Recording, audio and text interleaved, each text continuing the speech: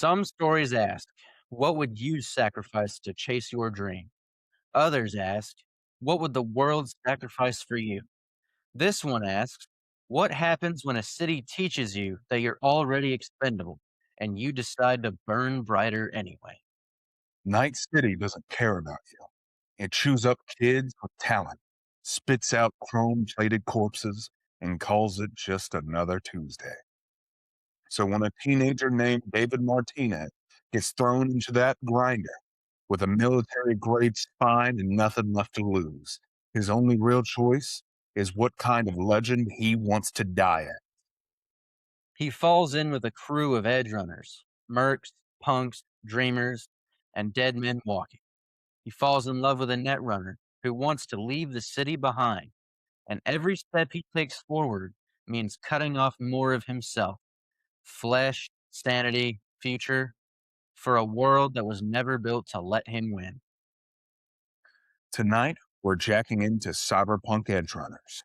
Found family, doomed love, and the price of trying to carve out a legend in a city that always gets the last word. Welcome back to the Deep Dive Den. I'm the Honey Bun Hobo. And I'm the Boogie Woogie Man. Last time we tangled with cursed wishes and catastrophic romance in obsession, dead cats, one wish willows, and the horror of getting exactly what you asked for. Today, we're trading cursed novelties for cyberware and trauma.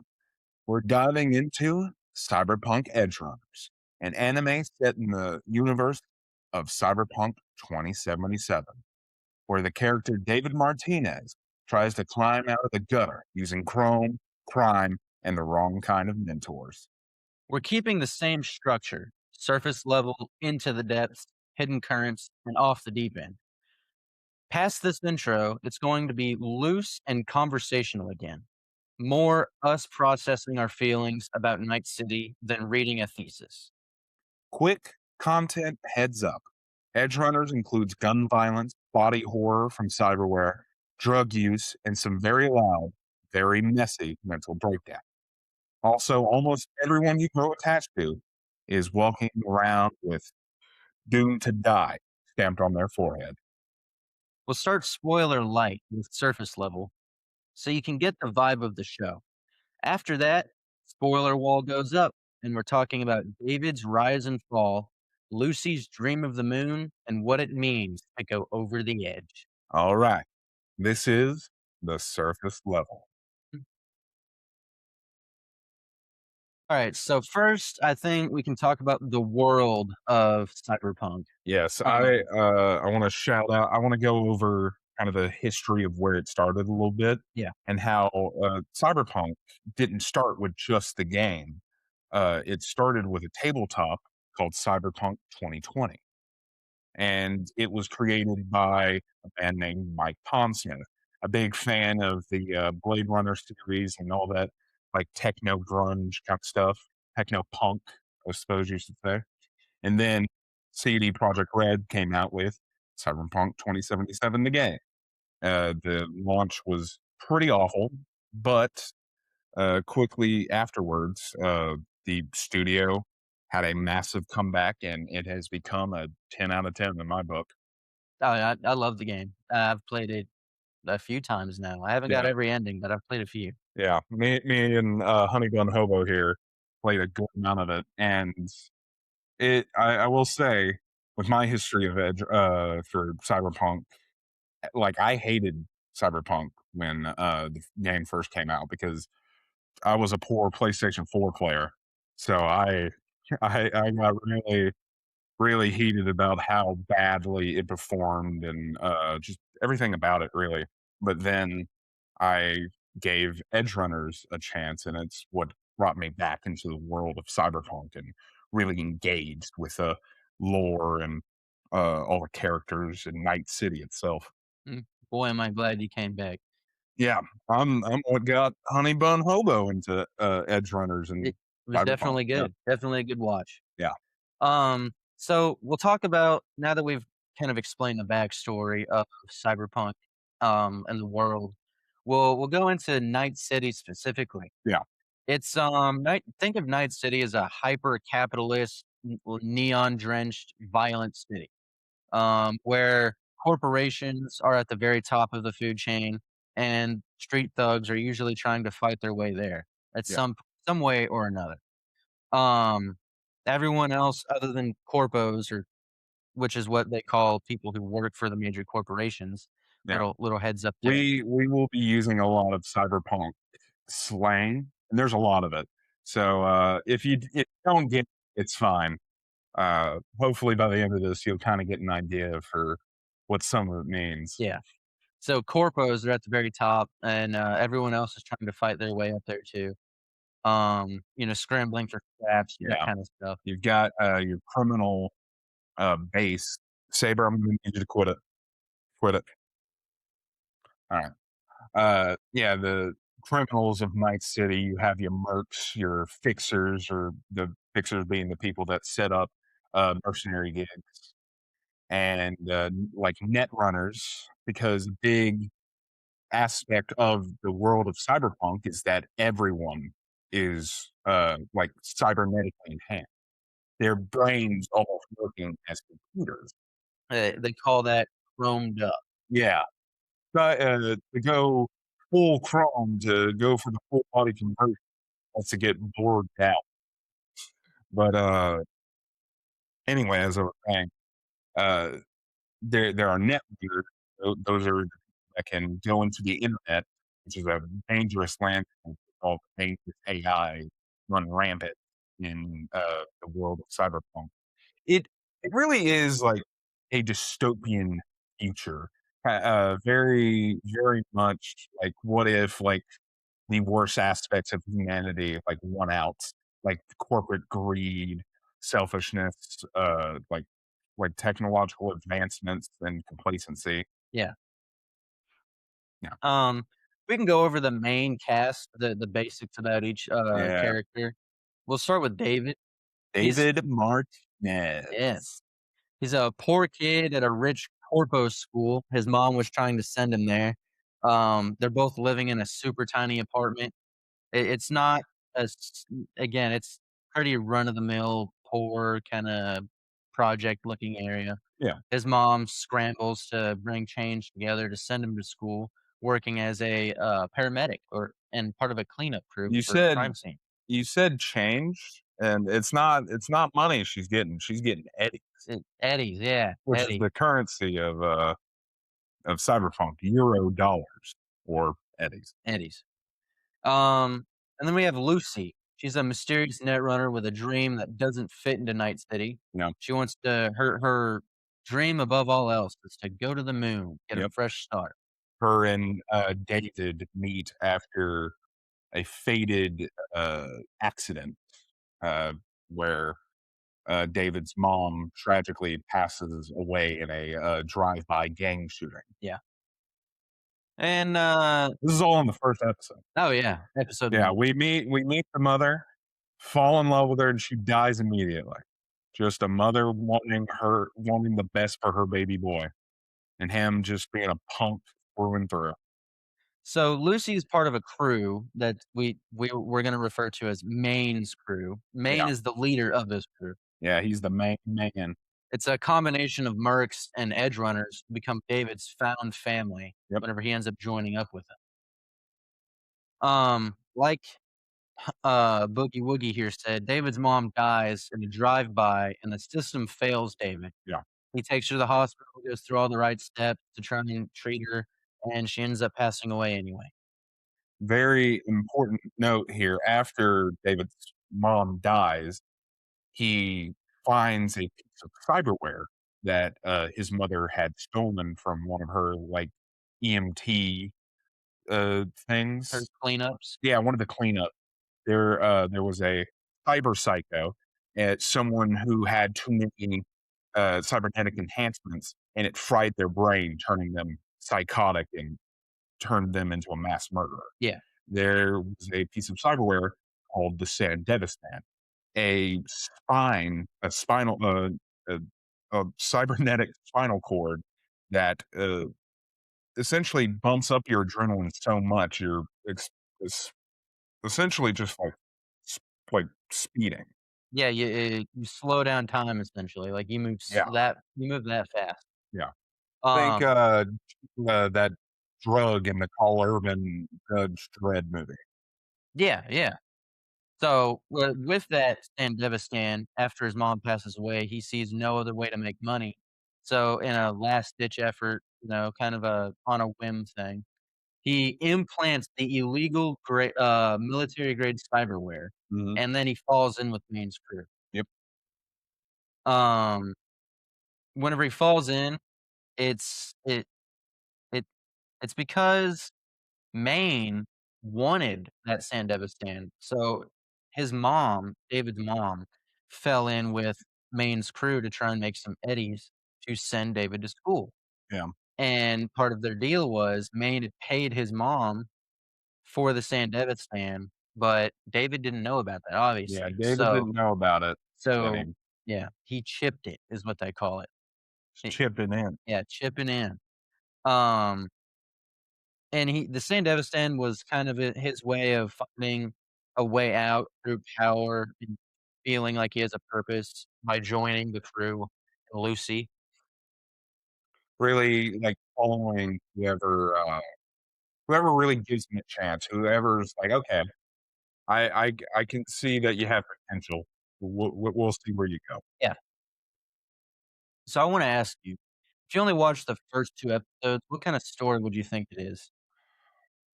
A very sad one, but in the first 2 episodes, a somewhat very hopeful one, Mhm. because, the whole idea is that, like, David Martinez, like, sure, he's a punk, but he's this, like, he is a smart kid, like, when he was going to school, he was getting straight A's. Mhm. Like, he was doing good in school, and even though he was poor, he was still scraping by as best as he could. Yeah. So, to me, it would be like a very cool story about, like, an underdog going and taking on, like, the man and, like, showing them, like, "Hey, this is what I can do." And that is kind of what the story is, just far less, optimistic Oh, than yeah. what you would think in the first 2 Oh, yeah. episodes. I feel like he's just trying to if I only went off the first 2 episodes, it's a story about someone trying to find where they fit in best. You know, his mom wants him to go to corpo school so that way he doesn't fall into the same life she has where she's, scrounging for eddies and Yeah, struggling. So, he's trying to fit in there and then realizes he doesn't and yeah, finds a crew that takes him in that he enjoys, and he feels like he yeah. fits in. But you can also say, well, like, with Maine's crew that, again, he's not really following his own path, he's following Maine's path. Yeah, He's like, "Hey," like, and they do mention that several times later, which we will get into, right, that, David David never really follows his own path. He's always going for other people's dreams, right. always trying to achieve their dreams for them. That makes sense. Yeah. From here on out, full spoilers for Cyberpunk Edgerunners. David's arc, who makes it, who doesn't, and how Night City crashes every check. Boiler wall is up. Let's go into the depths. Alright. So this is arc 1, right? Yeah. So arc 1 should I believe it should encompass episodes 1 and 3. I feel like, episode 4 is a nice little turning point, Yeah. though I can see how episode 4 could be like the tail end of arc 1. I can see Yeah, that. Because, without going too much into it, we get, like, one of the big major character deaths. I'm pretty sure arc 1 is just 1 and 2 episode. No, I wouldn't say that because episode 2 just, like, flows too well into episode 3. Because I mean, episode 3 is resolving the conflict of episode 2 or Yeah. the, I epic could beat. I could see that. So some of the key beats we'll go over, I think, is Dave's life before he got the Sandevistan and joined the Yeah, crew. We'll start there in the beginning. yeah. From student to edge runner. David's life before he got to Sandevistan was, the stereotypical nerd kinda life, where you wanna act cool to blend in with all the other cool kids. So he was actually bullied at school, Like we said earlier, his mom was hustling multiple jobs to try and pay for it, and he felt like an outsider among all of the other corpo kids because they picked on him for being of, I guess, lesser money. Not being of a higher, social rank. Yeah, that's a better way of Yeah. putting it. And also just his, like, attitude, and that's a big important aspect with not just edge runners, but all of Cyberpunk is, like, your attitude. Mhm. Like, there's typically, like, 2 kinds of attitude in the world of Cyberpunk. Either, like, you stick by your own morals, or you're like a sellout, and you're like corpo slime. Right. It's a Yeah. it's a good one. Corpo salon, that's a good slang in there. Um, and then there's the big break in that episode where his mom dies in the hospital. Well, we should, talk about a very important aspect because it becomes a plot point later.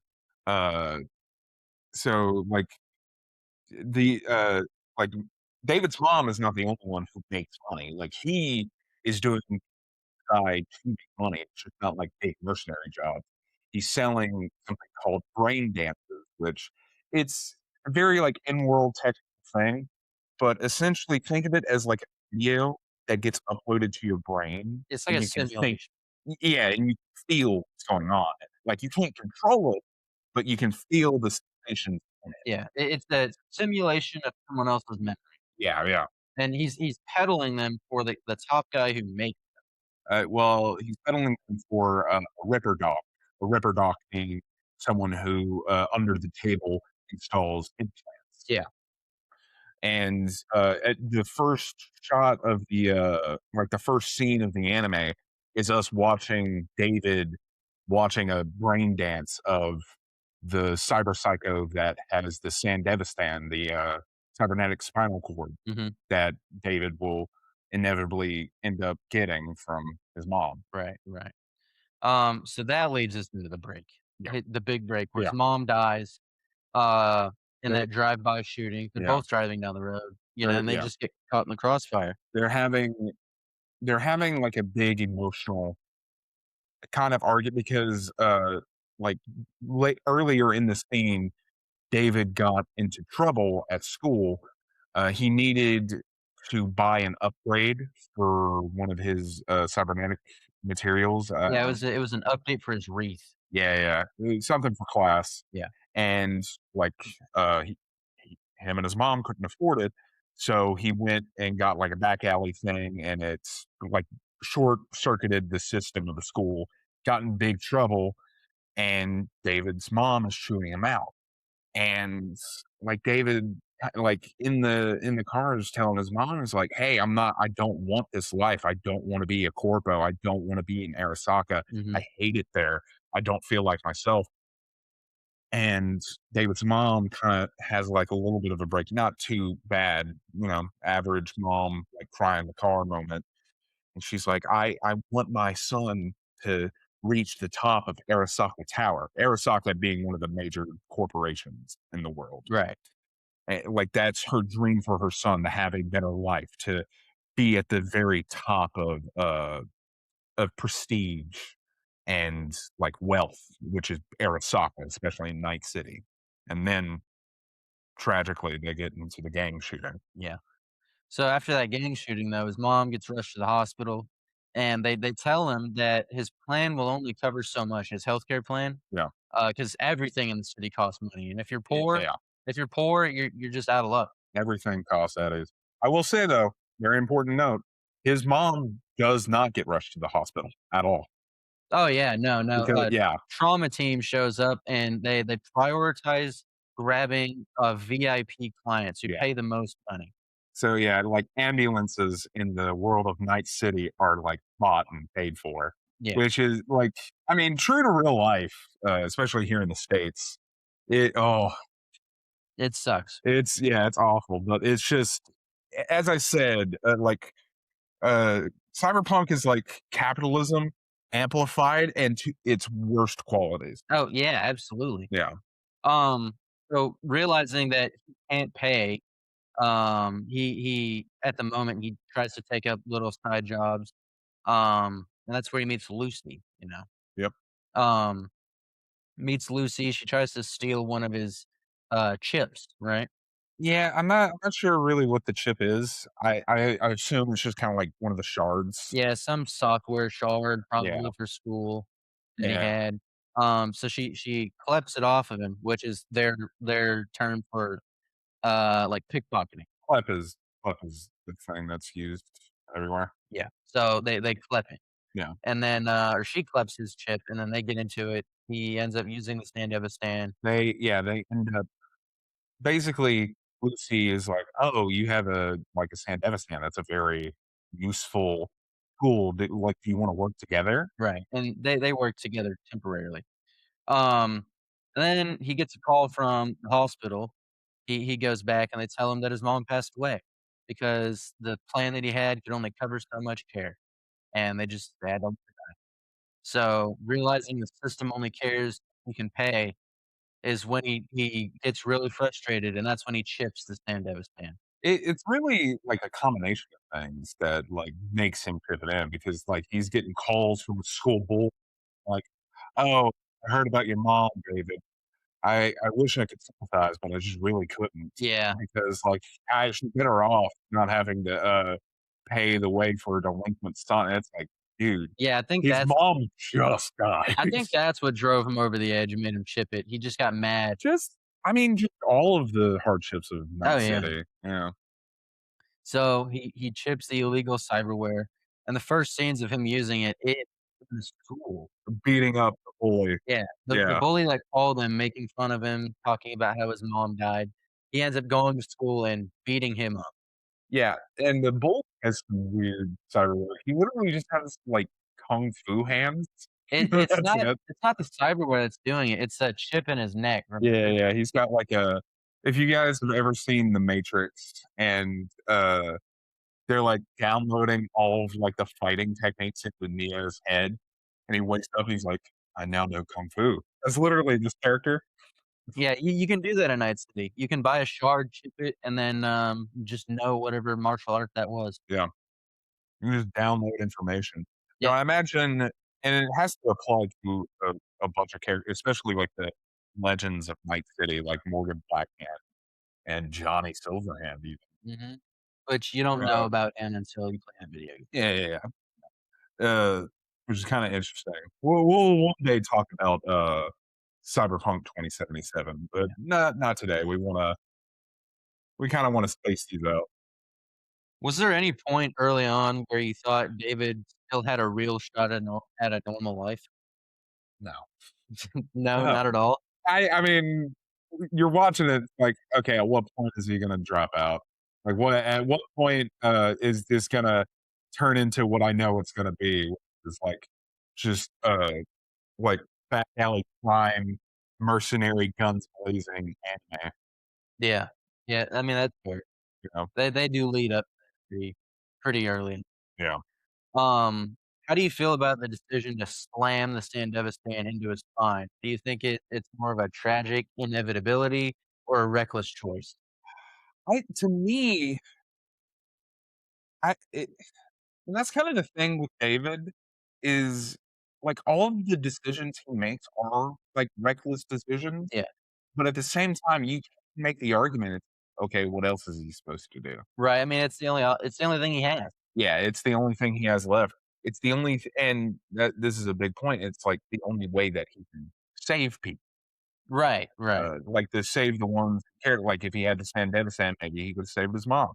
Arc 2 is Found Family in the Dream, where Yep. so with meeting the crew, we meet Maine, Dorio, Rebecca, Pilar, Kiwi, and Lucy. I know that's a lot, but I will say we don't meet, Rebecca and Kiwi until later. yeah, Technically, the first 3 people we meet are Maine, who's the leader of the group, Doria, which is like his muscle and side piece, and Pilar, who's just kind of there. he really is He, in the he's background. the he's the comic relief, like ooh, goofy character Yeah, kind of guy. Yeah, Maine and Doria are just like the muscle of the yeah. group. Yeah, big guy, big faux hawk. Ooh, But he's my main man. He might be my favorite character. I love me some Maine. My favorite character is Lucy by far. So we'll continue on with Lucy since it's the first member of the crew that he actually meets. Um, I feel like they have a very intimate moment whenever they they go back to her apartment. I have multiple intimate moments. They do. They just, like, when they first meet, he, like, grabs her hand, and then she, like, puts his face up against the glass, like, It pushes there's him against the wall. there's definitely some tension, between these Yeah. characters, and it's most definitely sexual. So I'm gonna keep it like with the most noticeable and probably my favorite intimate point. The The moon brain dance. the moon brain dance, but you're not even gonna mention, like, definitely the moment he falls in love with her, which is the ambulance scene Yeah, well, where that's a really good one. that's a good So he ends up passing out from using the Sandevistan too much all in one go. 'cause that is very important. The Sandevistan is a very heavy piece of cyberware. It's literally replaces your whole spine. Yeah. It It, we don't mean heavy weight-wise, we mean heavy on on your your mental brain. load. Yeah, because we talked about it a little bit. Cyberpsychosis is a very real disease in the world of cyberpunk when, like, you take on too much Cyberware. cyberware and it overloads your brain. Yeah. And like usually you have to be like chromed out the wazoo Mhm. to have to be a threat of being a cyber psycho. But apparently, like we learned that the Sandevistan, like that alone can make you a cyber psycho. It's that Is that harsh. yeah, it's that intense. And it is a absolute miracle. Like David is a one in a million, like, hey, he should not be able to wield this piece of cyberware. He's Like, using it way more than anyone else yeah. could.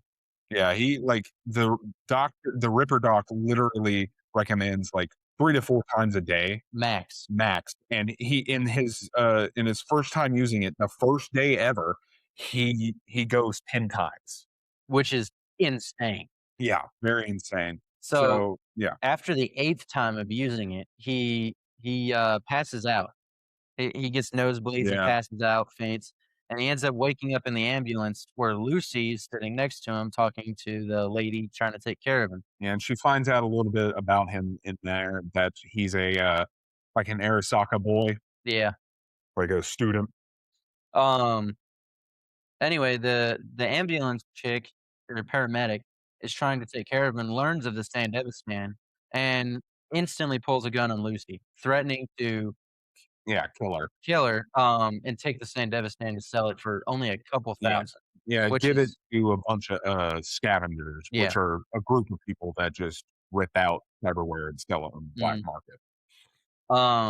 But so she ends up slamming the bed David's on against her, pinning the paramedic against the wall. She drops the gun.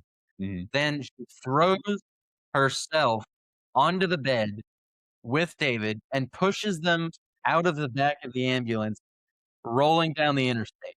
Yep.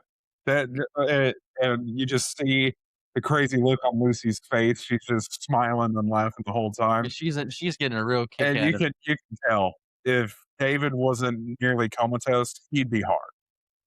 He'd be hard. He probably was. He found a way. He was looking up at her starstruck. Like genuinely, if he didn't fall in love with her the second he met her, he fell in love with her then. Oh, yeah. And then that leads into the more intimate moment after that where she ends up taking him back to her apartment and, they do a moon brain dance, and it's the first time she had ever shown someone that brain dance because it's a dream of hers to go to the moon. Yeah, it's really funny scene. It like builds up their relationship very well. Oh, yeah. Like she's teasing him. It's his first time drinking alcohol, and like you can tell it's kind of like her first time like opening up to anyone. And they go into like they are telling each other, it's like, hey, what's your dream? What do you want to be? Mhm. And Dave is kind of like, I don't know what to do. I guess it's to be an edge runner. I mean, like, yeah, sure. Because that's like one of his like interests is being an edge runner. So, which crew member did you latch onto first, and why did you? Uh, Probably Maine, man. I love Maine and Rebecca, but we haven't met Rebecca yet. No. So So Maine first, right? Maine, yeah, Maine. He's the first character we meet. But we should say it's very important that like they are in the moon brain like it's a simulation of the moon's surface, and Mhm, they're like playing around on it, kind of like a date. And like David's in like a nice little moment, and then all of a sudden he's jarred out of it when he hears someone say, "You just went over the edge, punk," and then he gets pulled out of it by the crew, Maine, Dorio, and Pilar, mhm. and he looks over to Lucy and sees she set him up, and he gets punched out, and that's where episode 2 ends, and then we go straight into episode 3, and Right. we realize why Maine is there. Mhm. He explains it. He wants his cyberware back because it was supposed to be for him. And by the way, The Sandevistan. yeah, Maine is already chromed up Yeah. out of his mind. He's got rocket launchers in his arms. He's beefed up. He's got gorilla arms. That's a type of mod you can get. Well, he's got the whatchamacallit. Yeah, the rocket launcher. Yeah. That's a custom mod he did himself. But He's no, that's the thing you can do in Cyberpunk. That's yeah, one of the it's weapons you can an get. attachment for your gorilla arms. Is it? Yeah. I thought it was like except the servers. No, it's an attachment. You can get it in the DLC. Ah, okay. Yeah. But, Um, yeah, so basically, Maine explains that he bought the Sandevistan off of Gloria, but he just wasn't able to pick it up yet. But he didn't even know that, Gloria being David's mom, sorry if we didn't say her name earlier. But yeah, Gloria got the Sandevistan, was going to sell it to Maine, but then she died. David gets the Sandevistan. Now we got a problem.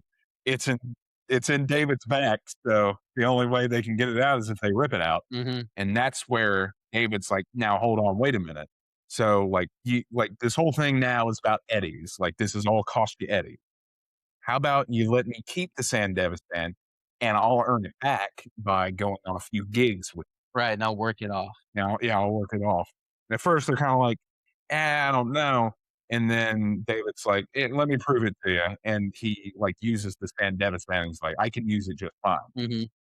And that's when he tells them that he's fired it up, 8 times that day, and then, Pilar, the skinny guy, the Oh yeah, comic relief, yeah, the comic relief. chimes in and says, "No way."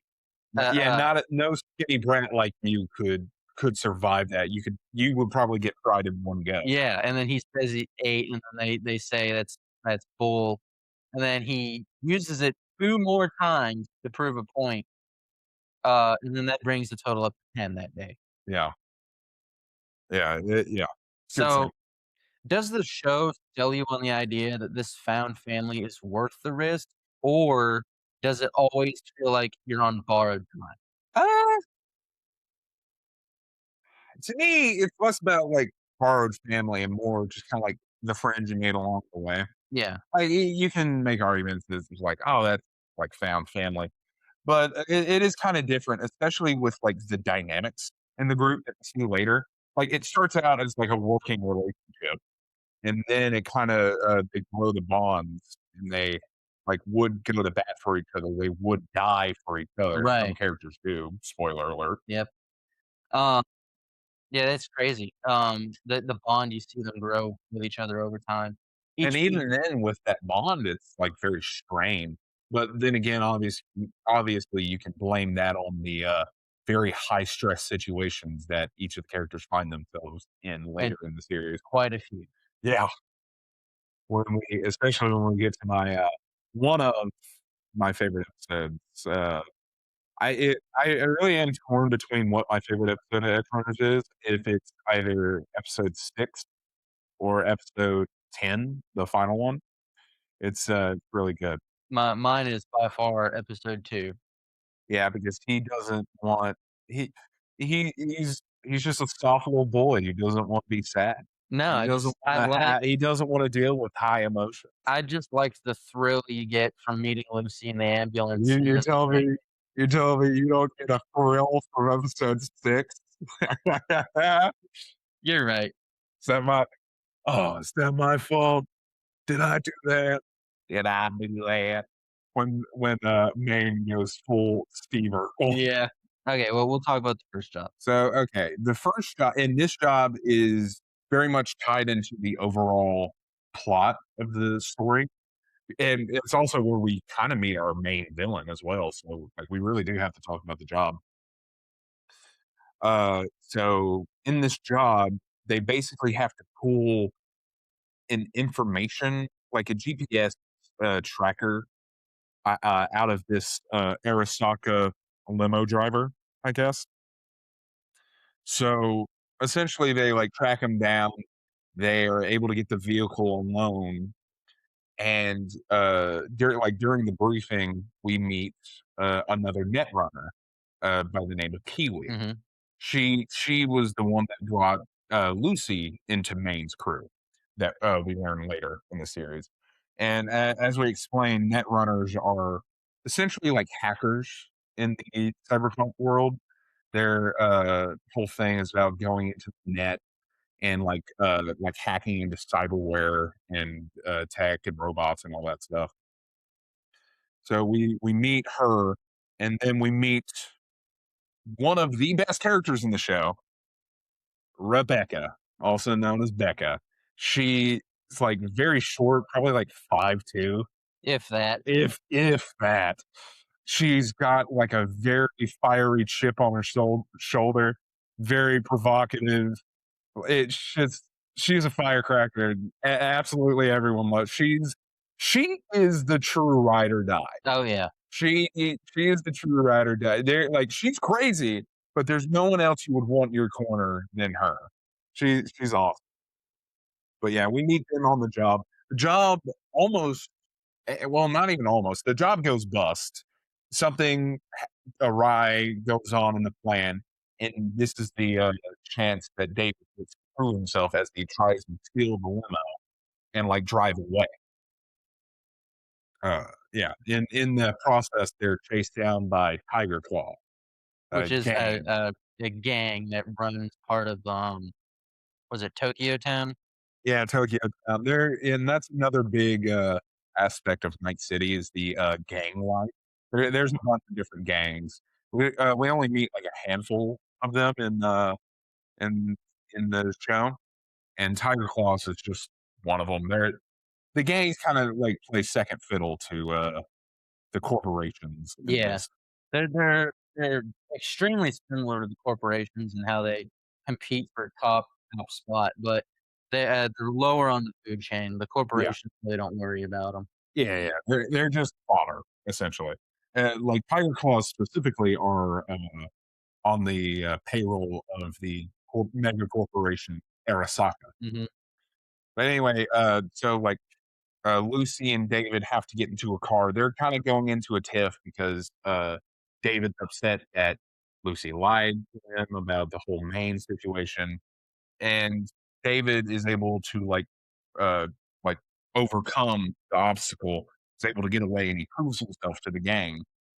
But and so everyone gets out of the job fine, and they're all celebrating. Maine pays David. It's kind of a nice moment, and then we meet the villain of the story, and his name is Faraday, the four-eyed demon himself, the four-eyed fixer. And I wanna premise this. It's not 4 eyes in the normal sense you would think. Yeah, You it's would think what? 2 eyes on this side, Yeah, 2 eyes on this side. yeah.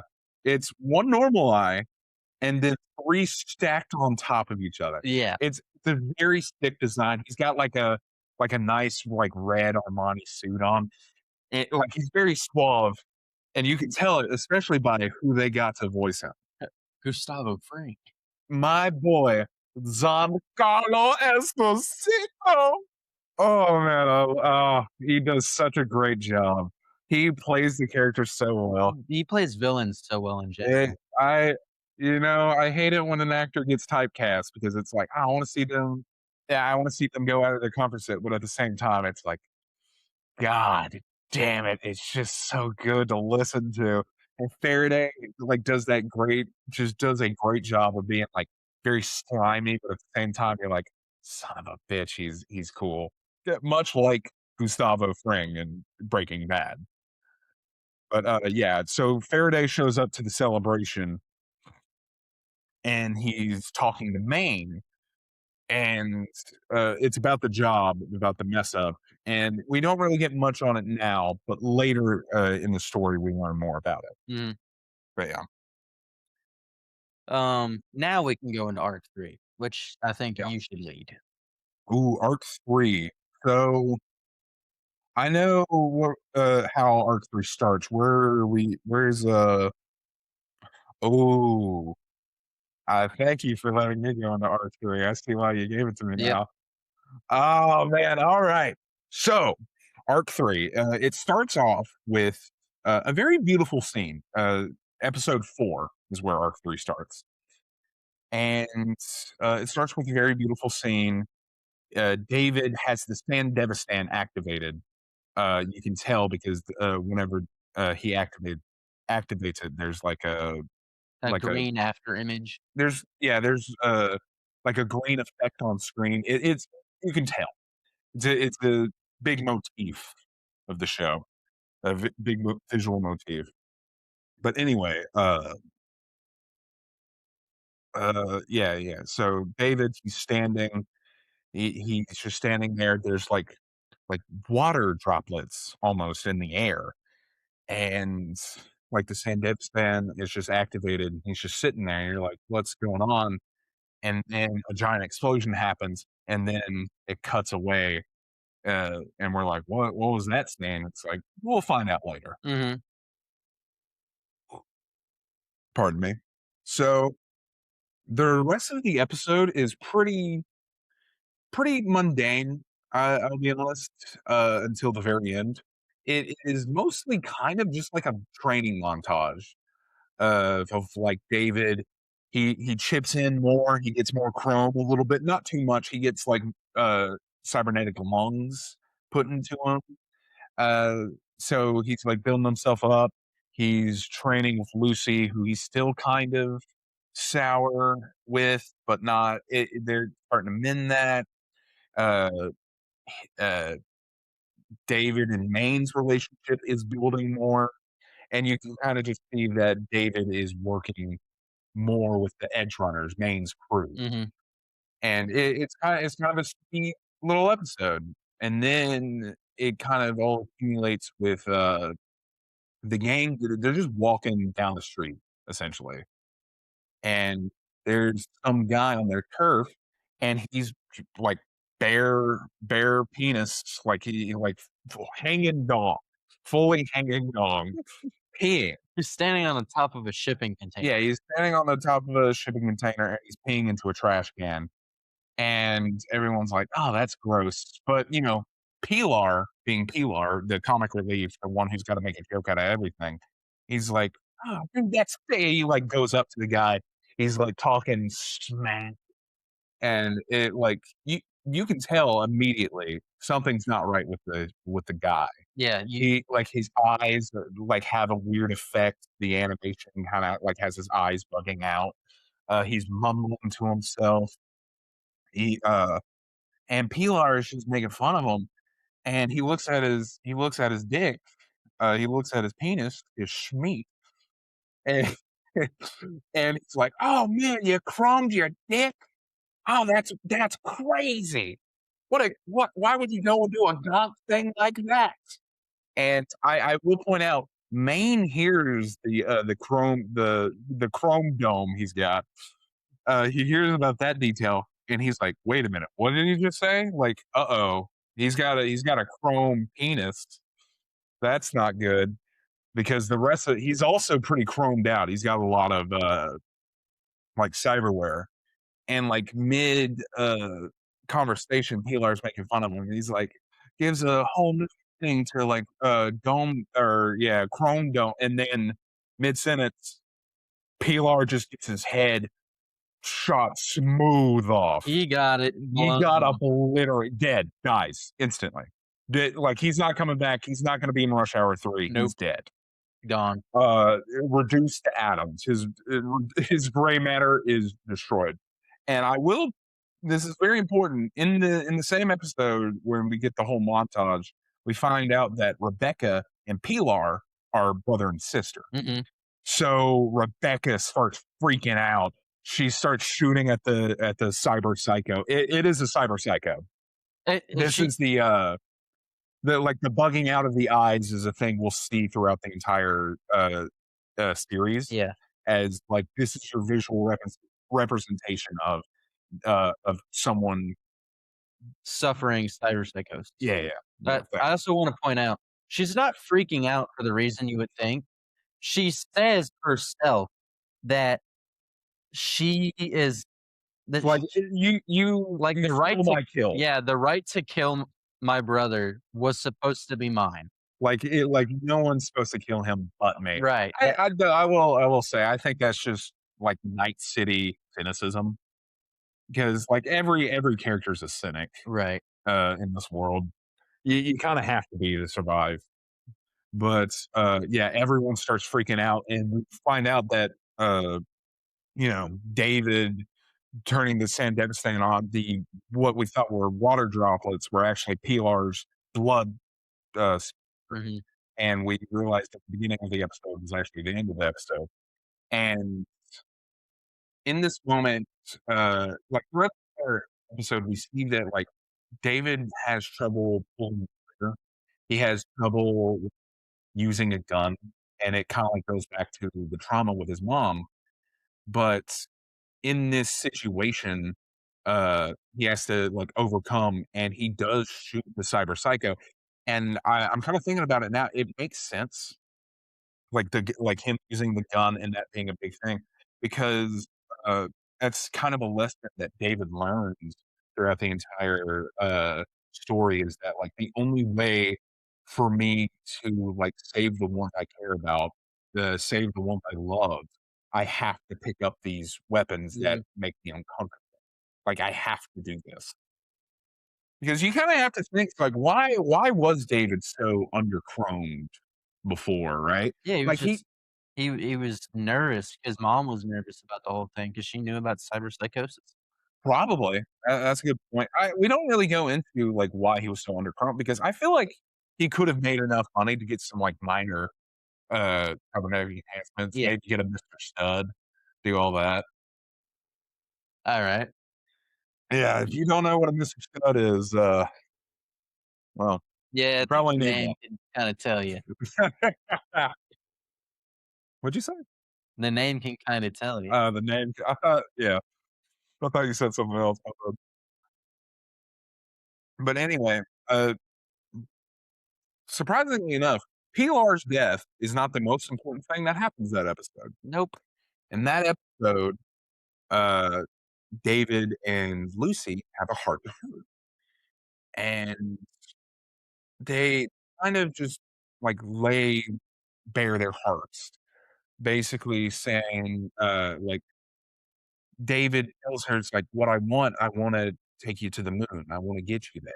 Like I want you to have your dream." And Lucy is just like, "No, I don't want that. Because the only way for you to do that is to become an edgerunner, for you to become a cyberpunk."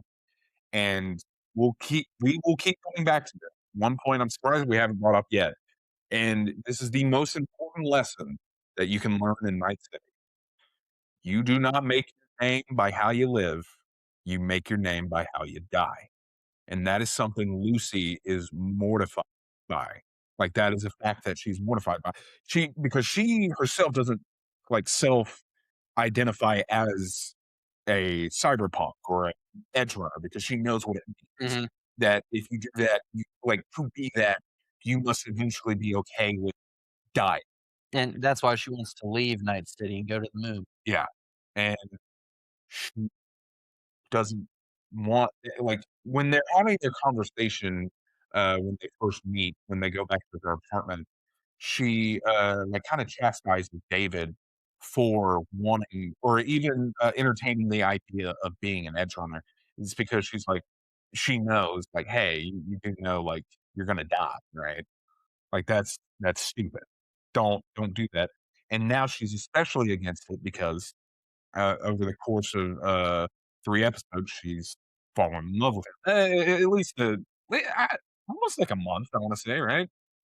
I would say about a month, yeah. The time frame in Cyberpunk Edge Runners is kind of It's a little unclear. it's a little unclear, but that's just because like the pacing of the show is like breakneck.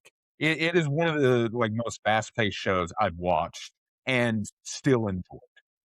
So it like you're not gonna watch it for like a slow burn. It's not that at all. No, it's It's a very tempo. blazing fire, which is, very appropriate for their theme song that they have. This Fire by Franz Ferdinand. But anyway, so basically David tells Lucy, like, hey, I want to achieve your dream. And Lucy's like, I don't want to do that. I just want you. I want us to be together. And we get like a very beautiful shot of them like finally embracing and kissing, and like in the background you see the moon because obviously the moon is like Lucy's future. Yeah, Like you that's also its see a rocket being yeah, shooting out into it. It's a very beautiful scene. That's where that episode ends. And now episodes 5 and 6 goes into a very important job. Excuse me. Yeah, episodes 5 and 6 go into a very important job. Really, the big nexus point of everything. So, in episode 5, Faraday sends Maine like, "Hey, since you guys messed up the limousine job, I need you guys to do another. I need you to go at the target again. I need you to go after the like actual person this time yeah, to get the information that I need from him, which is Tanaka. Something Tanaka. He's an Arasaka Corpo agent, and he's actually the father of David's bully, that he which beat up. which is very important because uh, the Tanaka like he looks at the footage of his son getting beat up by David when David goes back to like Will uh, beat him. the school to like get his revenge, and he sees that David has this Sandevistan and that he can boot it up with no problem, and he's like, oh, he could be a great candidate for something we're cooking up, and they don't tell us what it is immediately, but we find out later. Mhm. And ooh, foreshadow alert.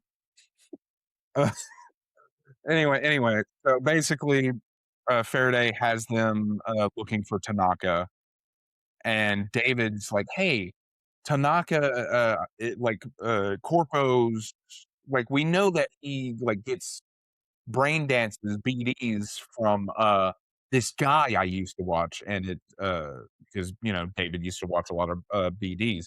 Like I used to sell this guy's BDs all the time.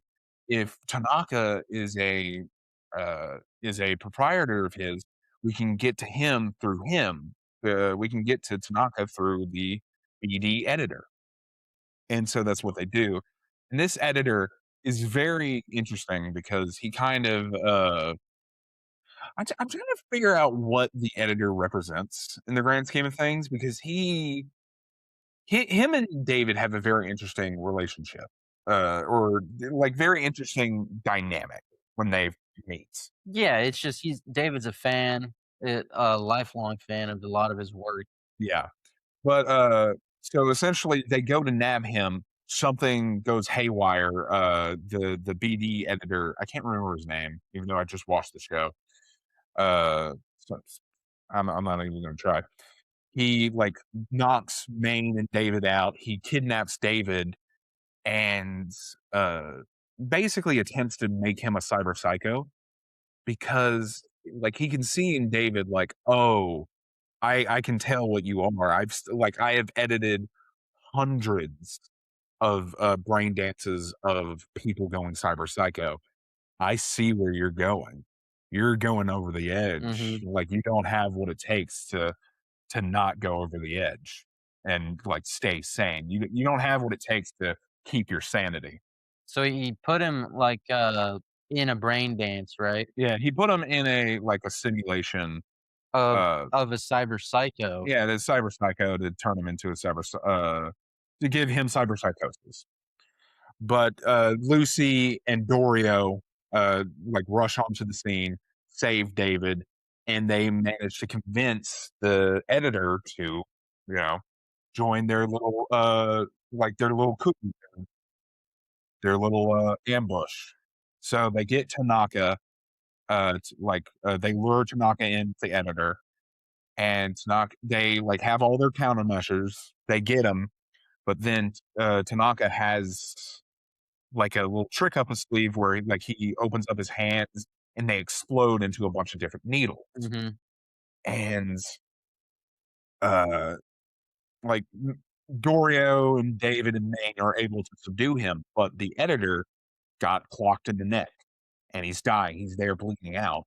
And Maine and Dorio are just kind of like being very morose, just talking about it's like, oh, the damn gonk just stood there like an idiot, or he stood there like a gonk. Gonk being uh just basically, It's slang for a dummy or an idiot. yeah, knowing you're an idiot, or a very cool word back in the early 2000s that a lot of people used to say. That's what gonk means. That's what it means. Yeah, I'll the tell you. R word. I'll tell you right now. He wasn't retired. No, he was not retired. Retired. Watch Deadpool Wolverine. That's good. Something important about that though is the reason he stood there and just let it happen is because he knew that so he has a life insurance policy, a really expensive one. Yeah, yeah, yeah. He's a trauma team platinum owner. I don't think that's why he stood there. I think he was just. I think May is right. He was just a stupid gog, and he was he's never been in that situation. Yeah, Like he's edited a bunch of stuff, but he's never actually been in I danger guess that makes sense. or anything. He does just die. He just dies that episode. But I will say I absolutely love the he's choking on his own blood, and then he kinda, stops for a minute, looks at David, and smiles. And a part of me is curious if that actually happened because, if you, look at it, he looks at David and he smiles, and then it cuts away, and then it cuts back. And he's not looking at David anymore, he's just dead. He's just, looking up, and Mhm. he's not and his face is not even pulling a smile. So part of me wonders if, that was kinda like David's mind pulling a trick on him maybe. It could have been. Coulda been, coulda been. Coulda been, early onset, diabetes. So part of the, platinum service for the trauma team packages, whenever your life is in distress, it pings a signal to the trauma team, and then they show up with military force. They go in with however much force they need. So they'll either call in, the NCPD, Med City Police Department, Mhm. or if the person has been killed by a cyber psycho, They call then it they max call tech. in Max Tech, which is a very important, group. Max Tech, they're essentially like the SWAT of the Night City world of the Cyberpunk universe, but only if SWAT was ever called in for cyber psychos, Right. because that's how dangerous cyber psychos are. And to premise how dangerous the max tech teams are, they themselves in the show, and I mean, in the anime, admit that they themselves are so chromed up, they are almost cyber psychos. So, with that, episode, 6 starts, and that's my favorite episode. It's one of it really is tied with the final episode, but, oh, at the beginning of it, we see, Maine. It doesn't start with David or any of the other characters. It starts with Maine, Mhm. and it's a young look of Maine, back before he started edge running, I suppose. Which actually, there's a lot of cool backstory with him. I guess we'll kind of go into it later if you want, but he actually has some history with characters in the game. Okay. Yeah, we can talk about that later, and not who you would think. Yeah, I have no idea. Yeah, we'll talk about it later. But yeah, so it's the episode starts with like Maine like just running. It's a young Maine. He's not beefed up like he is currently in the show, and he's just running down like an old road in the desert, and then he reaches the very end of that strip of road, and then it cuts back to present day, and he like his hands are shaking. He's not doing okay, and as the audience, we can start to tell, uh-oh, Maine is starting to show signs of cyberpsychosis. Right, he keeps slipping into his own memories. He keeps slipping into his own memories. He keeps slipping in and out of consciousness. So they have Tanaka, right? They're trying to breach his mind and get the data out of it that they need. And they don't use Lucy for that. They use Kiwi at first. But Kiwi is taking too long, and Maine is starting to become more and more stable. And so, in a fit of rage, he yanks Kiwi out of the net running deep dive that she's doing, and like punches her out. And this is also in this episode. I think in a few previous episodes, we meet a pretty late addition to the crew, Falco. Very interesting character. Uh, he's like a cowboy-esque character, but he's like the driver, right? Like, he's the getaway driver Yeah. character, and, like, him and Kiwi are kind of, like, close-knit, and so, like, Falco is there, Main punches out Kiwi, Dorio, main side piece and other muscle is, like, trying her best to, like, stop him. She, like, hits him with immunoblockers, which is supposed to help with, like, stabilize your mind to help you with the short circuiting of your brain, essentially. Right, it kind of like, I guess adrenaline. It kinda Yeah. gets your mind going to kinda lock back in. Yeah. But, so basically, they're able to, like, stabilize him. Falco punches him out, is tired of it, gets himself and Kiwi out of there, and they have to call on David and Lucy to help. It's like, "Hey, we need you to do this." And, like, David's like, "Why? What's going on?" And Dorio's kinda, like, dancing around it, but Lucy's like, "Oh, it's like, oh, yeah, Maine is starting to lose it. You mean he's starting to go cyber psycho. That's what you mean." And we get, a lot of tough moments. David goes to check on, Maine, but, like, Maine is, like, super aggressive, super mean to David, like, very unfair to him.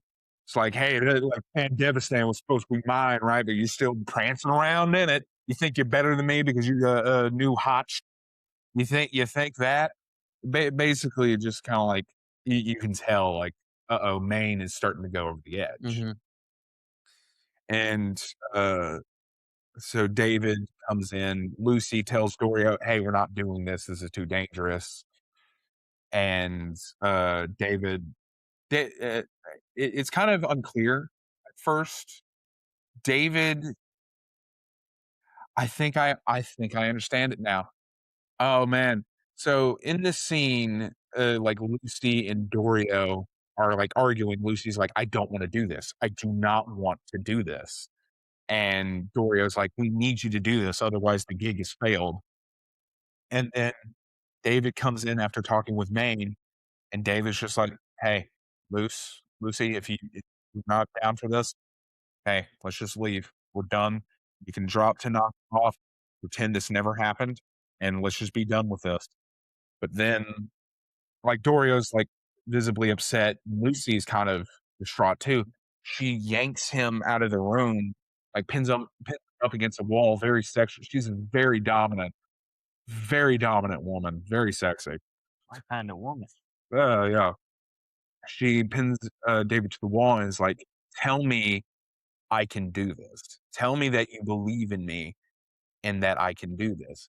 And I feel like it's kind of a two-pronged thing thinking about it. To me, a part of me thinks it's like, Lucy knows that she has to do this, Mhm. but a part of her is too scared. So she wants David to like help her out. Like, reassure her, Like, make her believe in herself. yeah. But at the same time, I think another way to interpret that scene is like David is doing what she wants to do. Yeah. Like he's like it's like Lucy, we'll do what you want to do. We'll do what you want to do. And so Lucy's like, nope, no. Tell me that we're going to do this. Tell me that we're going to like basically like, hey, this is what you want, right? Right, like, I don't want this to be my decision. I don't want it to be something I feel like I need to do. Yeah, I don't yeah, kind of like that. I don't want it to be like I'm forcing you to like follow your dream, but like I kind of need you to, right? Like I need you to do what you need to do, David. Mhm. I want you to follow your dream. So I just feel like there are a couple of ways to go about that scene because it like it is kind of like very emotionally heavy. And David, he's like he doesn't understand it, but he does what Lucy says. He says, "Hey, Luce, I believe in you. I need you to do this, please." And Lucy agrees, and she goes in and into the mind of Tanaka while Dorio and Maine are like saying way back. They're just out of the way, and David is watching over Lucy as she deep dives into Tanaka's brain. And during this, we start to see that Maine is still slipping. Like he's still slipping into cyberpsychosis. Mhm. He gets a call from Faraday. It starts making problems, and it's just kind of upsetting. And then we go back to David and Lucy. Lucy is diving deep into Tanaka's brain, but then Tanaka starts to wake up, and David goes to knock him back out again. But then Tanaka stops him and is like, "David, it's you, right? Like it's you." Uh, and he's like, "How do you know my name?" It's like, "Hey, you're very special. If you betray everyone right now, we can get you like Arasaka will help you out. We'll give you money, we'll give you anything you need. Like you'll get immunity from all of this. Just sell them down the river." Like they're just using it. And this is a very interesting point. Tanaka points out, it's like, hey, they're just using you. And David's like, oh, like Arasaka wouldn't. But you can kind of look at it like David was like being used by just about everyone in the show. Yeah. Like, At one point or another. yeah, at one point or another, and maybe it wasn't always maliciously, but he did always. To me, it's because he like made himself that. Like He made himself a tool. he made himself a tool, and he like that his dream. We can talk about his dream later, but that's kind of what he's doing. Like he's only ever sought after other people's dreams. He's only sought after what other people want. So I think for be, because like the main thing he wants to do is save others. Mhm. Like he couldn't save his mom. And in this episode, some more people he won't be able to save, which will affect him later. But we'll continue to go into basically Tanaka and David kind of have like this talk down, and David just tells him, "No, I'm not doing it." But it is like a big moment, and then uh, Lucy is still in his brain, right? And you see her in there, and she's overlooking some files, and she's looking over files about David, and you can tell that there's something in there that scares her. And suddenly, outside of it, Tanaka's brain just blows up, like the back of his neck just explodes. David's like, "Oh no, what happened?" And then Maine and Dorio come charging in. Maine is still like cyber out, cyber raged out, and it's like a big calamity. But they manage to stabilize Tanaka. They get Lucy out of the deep dive, and like Maine and David like have like a shouting match. Like Maine's like, "You're messing this up, kid. What are you doing?" And David's like, "I'm messing this up. I'm not the one who punched that Kiwi. I'm not the one who's not taking his meds. I'm not the one who's ruining all of this, Maine." But their conversation gets interrupted because when Tanaka's brain thing happened, it cut out like a signal jammer, and now trauma team is on the way, and they're coming with heat. They're coming with heat, and so Maine and Dorio are like, "Okay, David, get Lucy out of here. We'll hold on to Tanaka. We'll buy you enough time to get everything set up, and then we're all leaving." And so David uses the Sandevistan, gets uh, Lucy to the getaway car, and now it's Maine and Dorio versus the Night City Police Department and And trauma Trauma team. Team. And in this uh, in this fight, Maine finally goes over the edge. He becomes a cyber psycho, A full-on cyber. a full-on cyber psycho. And what really kicks it off is like they're in a heat, him and Dorio in a heated like firefight. It's intercut with uh him like coming in and out of his distant memories. He like the people in front of him are literally just like black spots of like code that he's just shooting at. And Dorio notices this, and her final act is getting Maine more amino blockers, but in doing so, uh, NCPD shoots her once in the head and twice in the neck. Mhm. She instantly dies. And you are looking at Maine, and he's just standing over Dorio, and he's like, "Is is this my fault?"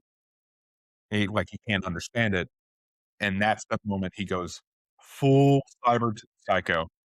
Com- he like Tanaka was still alive at this point, and like Maine was essentially like using him to like not get like basically it's like a little meat shield. It's like, hey, med team is not going to shoot me. The NCPD are not going to shoot me because they're not going to kill the guy that I came here for. And like they still need him. They still need the information out of him. But he's got so cyber psycho.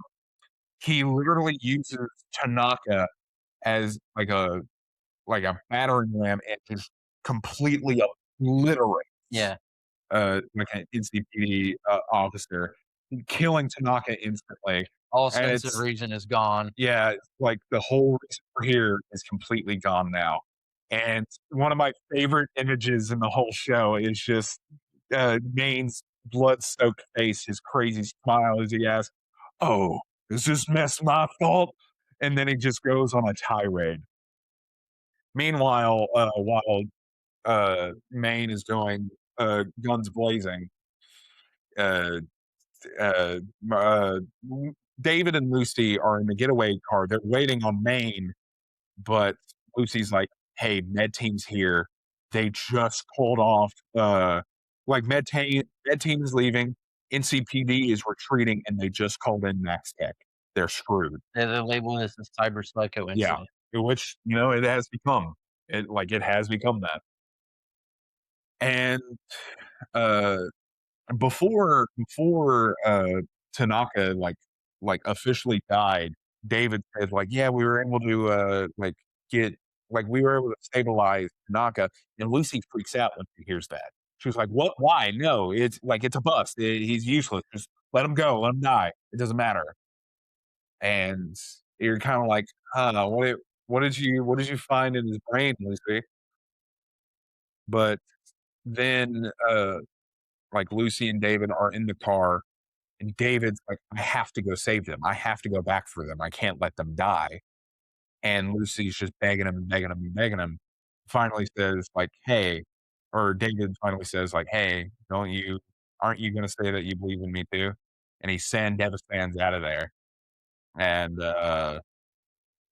as he shows back up, Maine is just fully out of it. He's built like a little pyre of like explosives, Mhm. and he's put Dorio on top of it. And David walks in on this. He's like, "Maine, what are you doing?" Like, Maine is so out of it, like, his first instinct is to shoot at David. But then once he sees him, which I find very interesting, once he sees David, he's like, "Oh, hey, it's you, kid." And, my hair's going crazy. Give me a second. Sorry about that. Hair malfunction. But, yeah, so David is just kind of watching on in, like, horror and shock. And, like, Maine, like, talks to him. It's like it feels like Maine fell over the edge, but just to have this conversation with, David, He like, pulled himself he back. pulled himself back a little bit, like, he pulled himself back over the edge, and he's like, "It's the end of the line for me, baby." And you can see that, like, in between, like, Maine being in, like, the dingy, dirty hotel that they're out in the desert.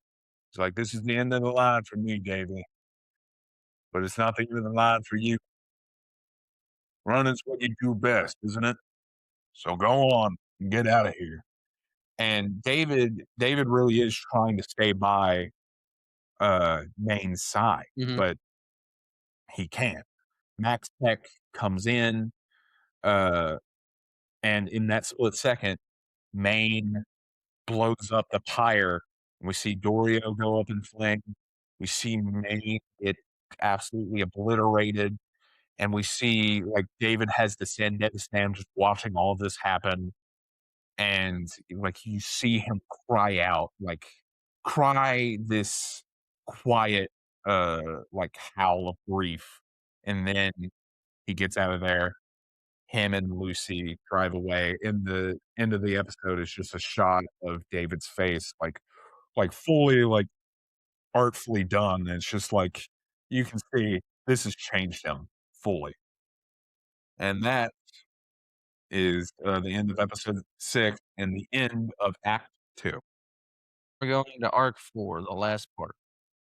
So Arc 4 is going to encompass all of the ending. Yeah, David's rise and inevitable crash. Yeah. All right. Yeah, I'll let you lead us into that one. Alright. So we go into a pretty major time skip, after Maine's death. It cuts to it cuts towards David. I will say the time skip is only like a few months, like at most I think 6, Yeah. because It it's still so weird thing about Cyberpunk Edge Runners, it's like a year before 2077, I Mhm. believe, or it like takes place during the same year as 2077. Uh, The video game. the video game. So Cyberpunk Edge Runners is before Cyberpunk 2077. Mhm. So the events of it happen, and then 2077 happens. Yeah. So, but it's still kind of weird. There is like an official timeline. I just can't remember what it is. So we go through this time skip, and it skips to David as a bulked up, heavily chromed new crew leader He for the crew. he's looking a lot more like Maine. Yeah, I think He he actually has Maine's arms. he does. Like we mentioned, he has his left arm, Yeah, with the launcher. and that I will say that is a good point to make earlier. When Pilar died, uh, like Maine and David were having a conversation over who gets his hands because he had like very expensive, like chromed out hands. Pilar did, and like Maine is trying to give them to David.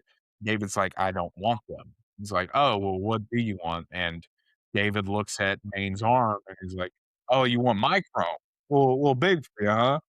How about this? The day I bite the dust, the day when I get zeroed, you can have them. Right. Give you a chance to grow into them, which is very bittersweet because the next day, literally, Maine dies.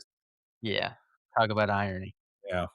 So there's a huge contrast between the skinny school kid David used to be and the tank David that he is now. God, yeah. Now, I really don't like the way he looks. I'll be honest, I didn't jive with it at first. Like, it makes sense, narratively. Yeah, Like, of course, and also within the, like, world, like, they keep saying it, like, you need to bulk up, like, your flesh needs to be, like, durable enough to, like, handle the the Sandevistan. not just the Sandevistan, just more chrome in general. Right. Like I said, I really don't like the way he looks. Yeah, I don't like the design. I've come around and been like, "Okay, it's okay." Yeah. But I much prefer the, like, little skinny kid, David. Oh, definitely, definitely. So, He also grows, like like like 12 inches, dude. Like, I he think he it's his gets, like, a super yeah, he gets his chromed legs, chromed arms. yeah, Um, he just wanted to he didn't wanna be the skinny kid anymore. I But it guess. looks odd because his neck His is neck is still what really skinny. He's got it's the not even skinny skinny. neck, It's a beefy neck. It's like this big. but it's, like, too elongated It's for the the build. face. It's the face that makes it weird. Yeah. Um, so with David being the new leader, he ends up, Yeah. kinda picking up side jobs, and, this is pretty late, but not much else happens between him becoming a leader and the final job. Uh, yeah, a lot of it is just, like, what's going on with David, and especially what's going on with Lucy because in these few episodes, we learn about Lucy's past. Yeah. These are the So, episodes where we learn about Lucy. But, so something episode 7, we can skip other than, like, talking about, like, Rebecca having a crush on David, there's nothing really important going on with the edge runners. But the most important part of episode 7 is learning about Lucy's past. Right. And then episode 8 is very important for David's character, but we'll talk about that in a minute when Yeah. we get to it. So, something about, Lucy is after seeing whatever she saw in mind of what was it? Tanaka. Yeah, Tanaka. She ended up, like, pulling herself back, secluding herself. She quit. She quit Edge Yeah, Runner. yeah, she quit with the squad because she didn't wanna see how things ended up going. That's what she said, Yeah. but the real reason she ended up pulling out was because she started going through a little Batman-like phase. She started manhunting Arasaka netrunners. Right, right, any netrunner that was tied to whatever was in that file she found. Anyone that was looking for her or David. Yeah, yeah, she was hunting them down and killing them. Yeah, so, it's very important to, yeah, talk about her past now. But basically, like, David and her have, like, a very nice apartment together now, and, they're, like, living together. We get a lot of naked scenes with them together. Sadly, uh, David never once hangs dong. It's a crime, really. You don't see that You don't see picture. you see which is crazy because I'm pretty sure you see, like, full vagina in the show, like, it's crazy. I think you do whenever she's getting into the bathtub. Her cute there's so many like, in the first episode, there's, like, a full-on sex scene, and you can, like, see the vagina a little it's by the way, this show is graphic. It's on Netflix. It's on Netflix. You can, hey, if you need something for the spank bank, go to Netflix. They got it for you. They got it Um, for you. And hey, I'm just gonna say it. Like, Kiwi does not look like she's rocking double D's, but she's rocking double D's. It's crazy. It's crazy. And not to mention Lucy. God.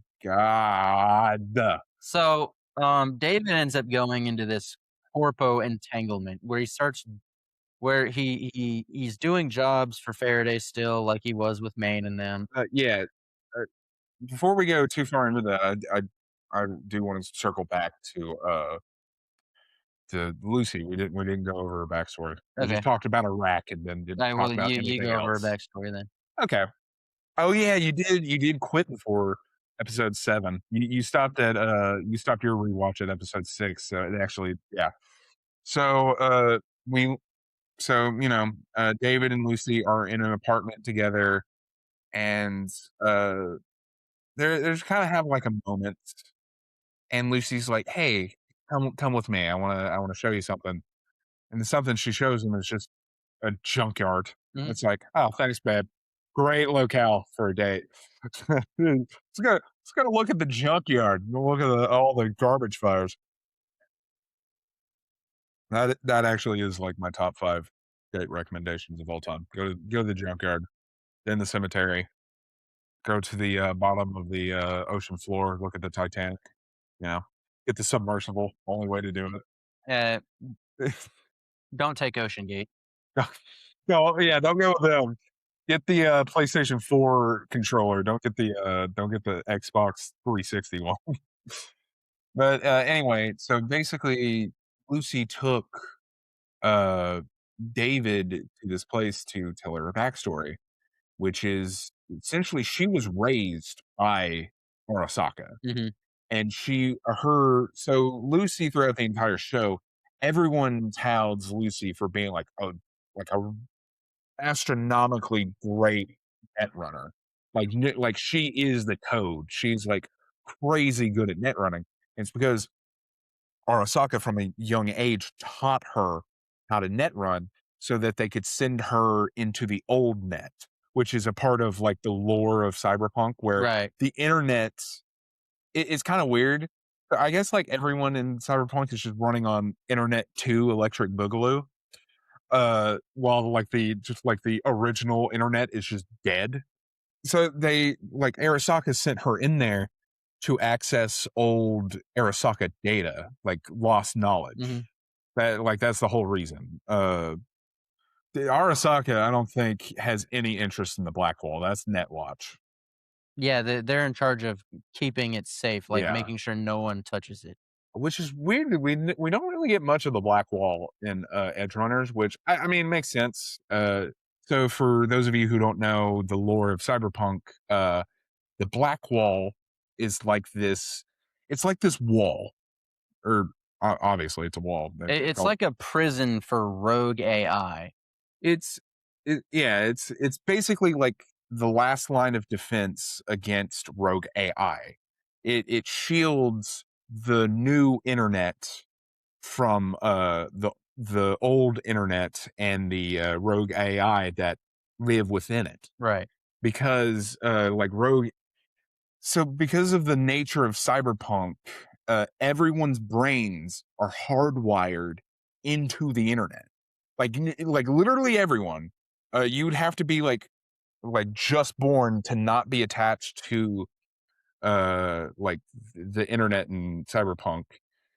So like literally everyone is attached to the internet, and if like rogue AI broke through the black wall, they would infect the internet and it would kill Yeah. billions. The reason the rogue AI were even made, they were made during the Corpo Wars, which is like the biggest rivalry between all of the different Yeah. corporations against each other. And they had designed these AIs to target one another and take down their entire system, which would essentially destroy the entire company. Yeah, so But basically, like, they were just making a bunch of different Skynets. right. But during the Corpo Wars, everybody wasn't connected to the new internet. They were on the old net, Yeah, which was very limited access. Most people weren't even connected to it. It yeah, was a select few people and, of course, the corporations. yeah. So after the new net came out, they decided, hey, we need to store all of these rogue AI away to protect the new net since everyone's connected to it. And we do need to, talk about I guess if we're talking about, like, the old net, we do need to talk about who brought it down in the first place, which is, Bartmoss? Yeah, yeah. Something Bartmoss? basically an old netrunner. And I'll be honest, I don't know like his whole story. I just know that he is. What was that? So I don't know like the full story of Bart Moss. All I know is that like his whole thing is that he uploaded a virus that literally destroyed all of the old net. Mhm. Like it did so much damage, and I don't know his full story. I don't know why he did it, but I'll just tell you right now, without knowing his full story, he's a villain. He's not a good guy. I don't like him. I think he's kind of. I think he did kind of a bad thing. I think he did a cyberpunk 9/11 essentially. Okay, so I Oh, yeah, think now, yeah, we circling back, yeah, we went on a little tangent talking about the old net. Yeah, now we need to circle back to Lucy's backstory. So, pardon us for that. You know, we started diving deep. That's our fault. But yeah, so basically, Arasaka sent Lucy and a bunch of other like child net runners into the old net looking for information, and like basically they were just sending in child soldiers to die in the net Mhm. because like rogue AI would get them and kill them. And one day Lucy and her other captors were like, or her other uh prisoners, her children friends, it's a weird way to say that, they all like, hey, either we're gonna die trying to get free or we're gonna die in the old net. Let's die trying to get free. And they stage a coup, and Lucy's the only one to get out of there alive. which is crazy. Yeah, It's because she was the best of them all. she was the best one, and hey, she's a runner. She's a track star. So now that we've gone over Lucy's backstory in, episode 8, right? That was Mhm. episode 8? Yeah, episode, and then the end of episode 8 is them showing that that Lucy is just an absolute monster. She's a demon. She's on demon time and like murking like Arasaka net runners. Yeah. So, that leads us into, some corpo entanglement. David ends up, finding a contract with Yeah. Faraday that Faraday gets back in contact with David. But yeah, so episode 7 is us learning more about like Lucy's backstory and us seeing like where David has taken the gang. You got David, Rebecca, Kiwi, and Falco, the core four now. And like Lucy's quit. And then in episode 8, like Faraday does get back in contact with David, and they start like working together again, and they're back on the Tanaka job essentially. But obviously, you know, Tanaka's dead, so they got to find the information a new way. And so David is sent into this building to grab some information, and we don't see much of it. All we see is David like he kills this like corpo slime, typical like uh middle management asshole kind of character. But then like a scared single mother walks in, and it's very important that she's a single mother because it very much like mirrors like, hey, this woman is like my mother. And he shoots her. Like she's very scared, doesn't really do anything to defend or to like provoke him. She's just kind of standing there scared, and he like, kills her in cold blood. And you're like, oh, damn, David, why did you do that? And throughout the entire episode, as it's going on, it's you're starting to see it again, just as it was with Maine, and now it's with David. The BD editor called it. David's starting to slip into cyberpsychosis. Mhm. He's too chromed up. He's shaking. Uh, he's like seeing things. Like later in the episode, we go back to that moment and we see through David's eyes what he was seeing. He was having a cyberpsychotic moment, and when he shot the woman, she was like turning into a monster in his eyes. It's the way they portray cyberpsychosis is very cool in Edgerunners. You good? Yeah, I'm good. Oh yeah, you're doing the eyes.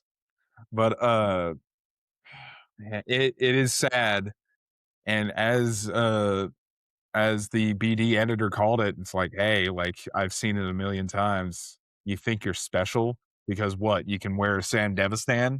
It's like, hey, yeah, that's what everyone thinks.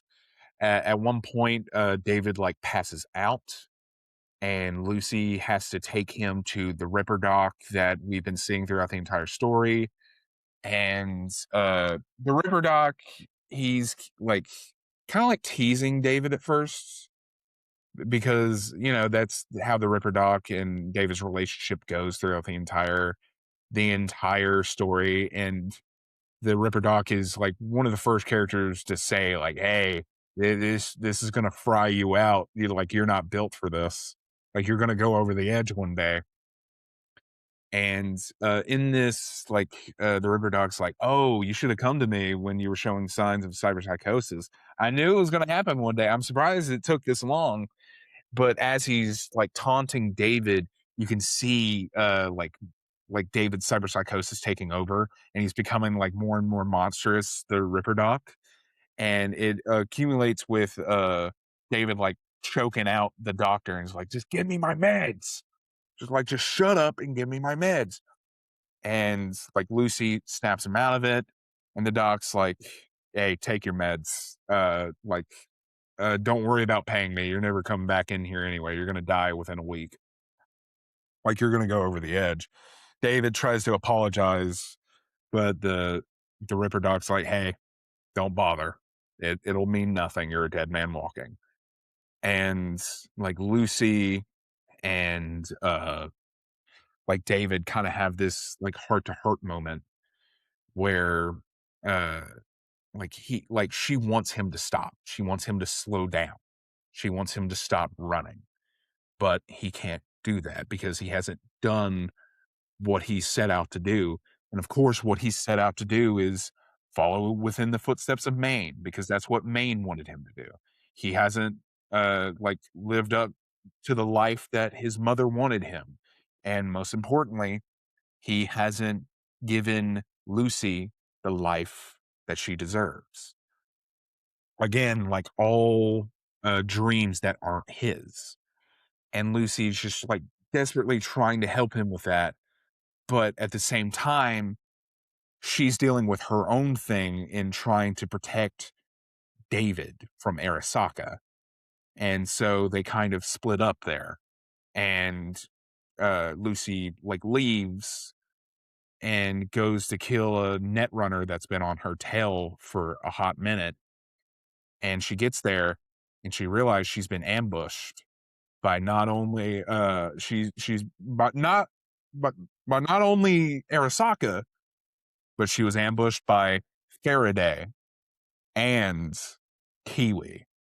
Because now Faraday and Kiwi are in cahoots and they're working with Arasaka. The entire time, Faraday has been on the payroll of Militech, a rival corporation, and Arasaka caught wind of it, and so now they're using Faraday to catch David into their scheme. And now like all the plot threads of the story are coming together. We find out why Tanaka wanted David. It's like it's because David has a high tolerance for cyberware.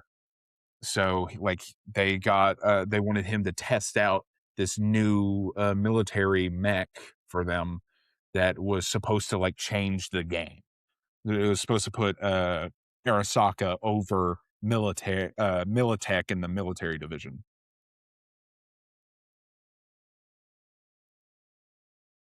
Sorry. But yeah, so episode 8 ends with just like Lucy getting caught by Faraday and Kiwi. And then episode 9 is where we go into the final job. So then episode 9 starts, and it's the basically there's a military convoy that Arasaka is doing. They know that David and his crew are about to hit it because like Faraday's in league with them, So it's all a ploy essentially to get David into this mech called the cyber skeleton. It's scooped out the wazoo with like anti-gravitational stuff and magnetic tech. It's advanced, like it's crazy. And like Kiwi is stringing them along, but obviously uh David is like teetering on the edge. Like he like is very close to becoming cyber psycho. Rebecca is like noticing it. She's like she wants to tell him to stop. She wants to like pull him out, but she like she's that ride or die. And David's like, I can't pull out. I have to go in. And, Rebecca being the ride or die homie that she is, she's like, hey, screw it. I'm with you all the way to the end. So they do the job. Rebecca's doing her best to watch over David.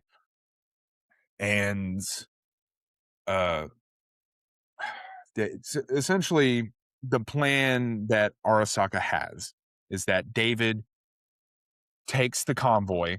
He finds the cyber skeleton. They call in Militech, a whole battalion, as Militech wants the cyber skeleton for themselves. They want to steal it away from Arasaka. Which will force David to put on the cyber skeleton, kill them all, and once he goes cyber psycho, the Arasaka can swoop in and steal him and the cyber skeleton back. So just all in a way to like test out the cyber skeleton and make sure that it works. Really elaborate way to do it, but I guess sure. Whatever works, I suppose. Uh, anyway, at some point, Lucy breaks away from Faraday and is able to tell David like, "Hey, this is what's going on. Faraday has betrayed us all. Kiwi's betrayed us all. We like you don't go into the cyber skeleton. Just let me die. Let me go. Save yourself. Get out of there. Like Militech only wants the cyber skeleton. You can save yourself."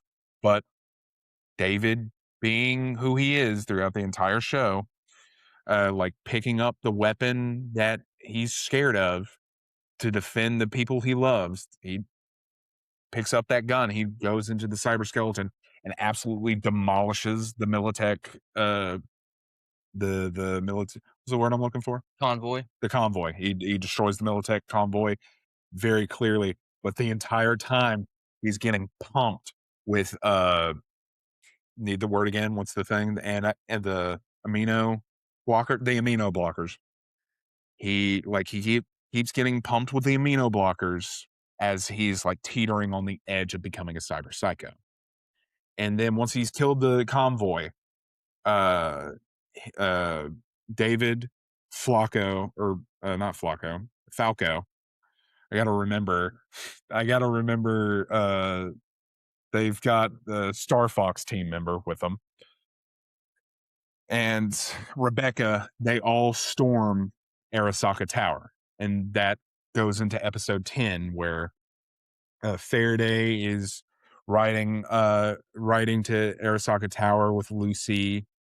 And a very important point in that episode is that Faraday betrays Kiwi and shoots her in the chest. And Kiwi, like being betrayed, has her final moment where she calls the group and is like, "Hey, this is Faraday's coordinates. Go get them.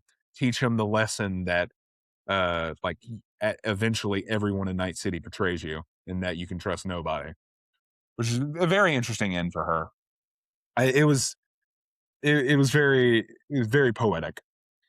And then David, uh, Rebecca, and uh, Falco are on Faraday's trail. All the while, the Arasaka Corpo agents that enlisted Faraday are like, "Well, we have absolutely botched everything. This is a disaster. We've got to call in the cleanup crew." And the cleanup crew is probably the biggest boogeyman in Night City history. The one, the only, Adam Smasher. An old mercenary turned fully Borg, went full Borg. He's no longer human. He is just a brain inside like I'm not even sure if he's a brain. He's probably just like a cybernetic engram He's inside of him. yeah, it's an engram inside pretty much a full body exosuit. Yeah, yeah. And Adam Smasher is like he's referred to as the Night City Boogeyman. He is Arasaka's like top dog. He fought in the corporate wars and he was for Arasaka all the way. And now he is their Grim Reaper. He is the creme de la creme. When it comes to like how strong characters are within the world of cyberpunk, he's top 5 if not top 3, behind like maybe Morgan Blackhand and the main character in Cyberpunk 2077. That's it. That like those are like the only two I can think of. But Arasaka calls in Adam Smasher, and it's gearing up for the fight between David Martinez and the Night City Boogeyman. And finally, everyone meets and everyone's fates collide at the top of Arasaka Tower as like David is starting to slowly lose his mind. He's going through old memories. He's seeing his mom, and at the top of the tower, can't help himself but say like, "Hey, mom, I made it." He made it. Like, he finally achieved his mother's dream. Uh, like he did it his own way, but he got to the top of Arasaka Tower. So he goes in, gets Lucy, and he has a stare down with Adam Smasher, and it is so cool. There's so, like seeing these two characters together, it's awesome. Like Adam Smasher is just the rudest mofo around. He's just so mean, so crude, so nasty, taunting David, like calling his cybernetic implants, even this exoskeleton, the cyber skeleton, this thing that's been decimating an army, he calls that like rudimentary. It relies on anti-gravitational training wheels. It's nothing when compared to me. And he's like, like a kid like you should have already gone cyber psycho. He like just so much aura, just such an aura-filled character, Adam Smasher. Son of a, we hate him all. We all hate him, but such a great character. And so essentially, like fair he like David critically wounds Faraday. Faraday's like, "Ah, Merc," talking to Adam Smasher. Is like, "Merc, help me." And Adam Smasher's like, "Who the are you?" Which is so absolutely funny to me. It's like that this no time like this low time fixer is talking to one of the biggest names in cyberpunk, like he knows him. And then like David and Adam Smasher start to fight, and we see immediately Adam Smasher also has a Sandevistan, so like David can't out speed blitz him. So it's very clear early that David does not stand a chance against Adam Smasher, but that's not the goal. He's there to save Lucy, which he does manage to get Lucy out of there.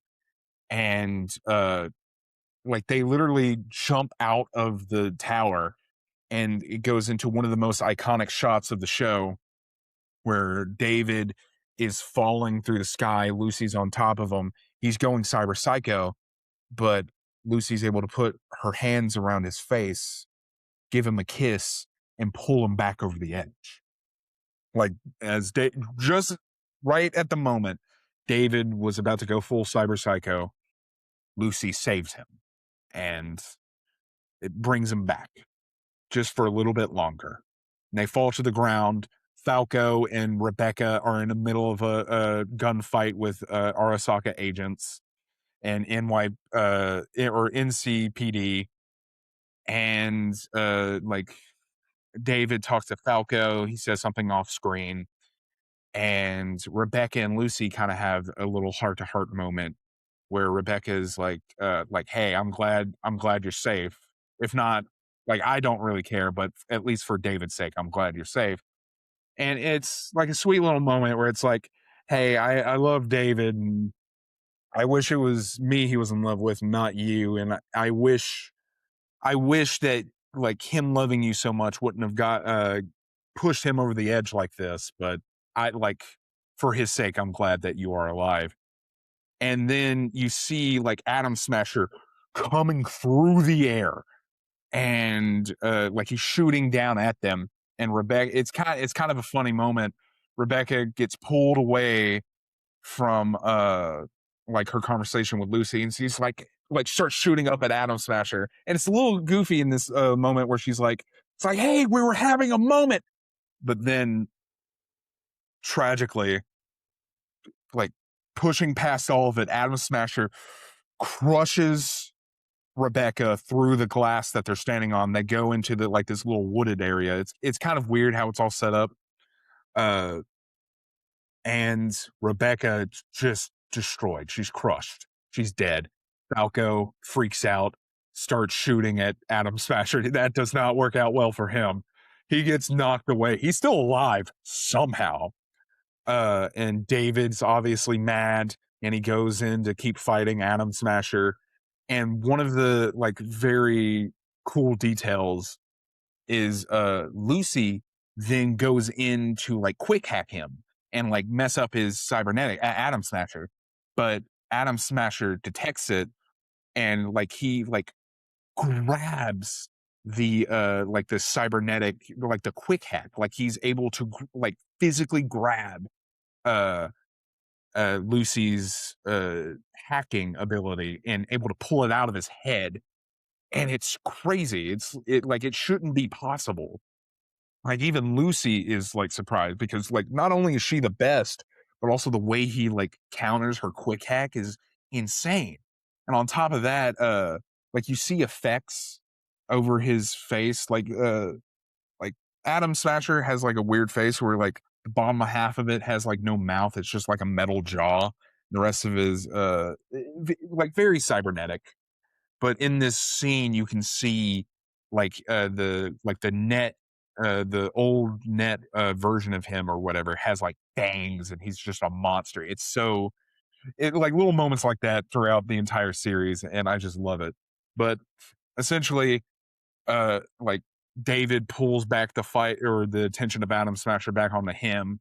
Falco grabs up Lucy, drives away to let David hold off Atom Smasher.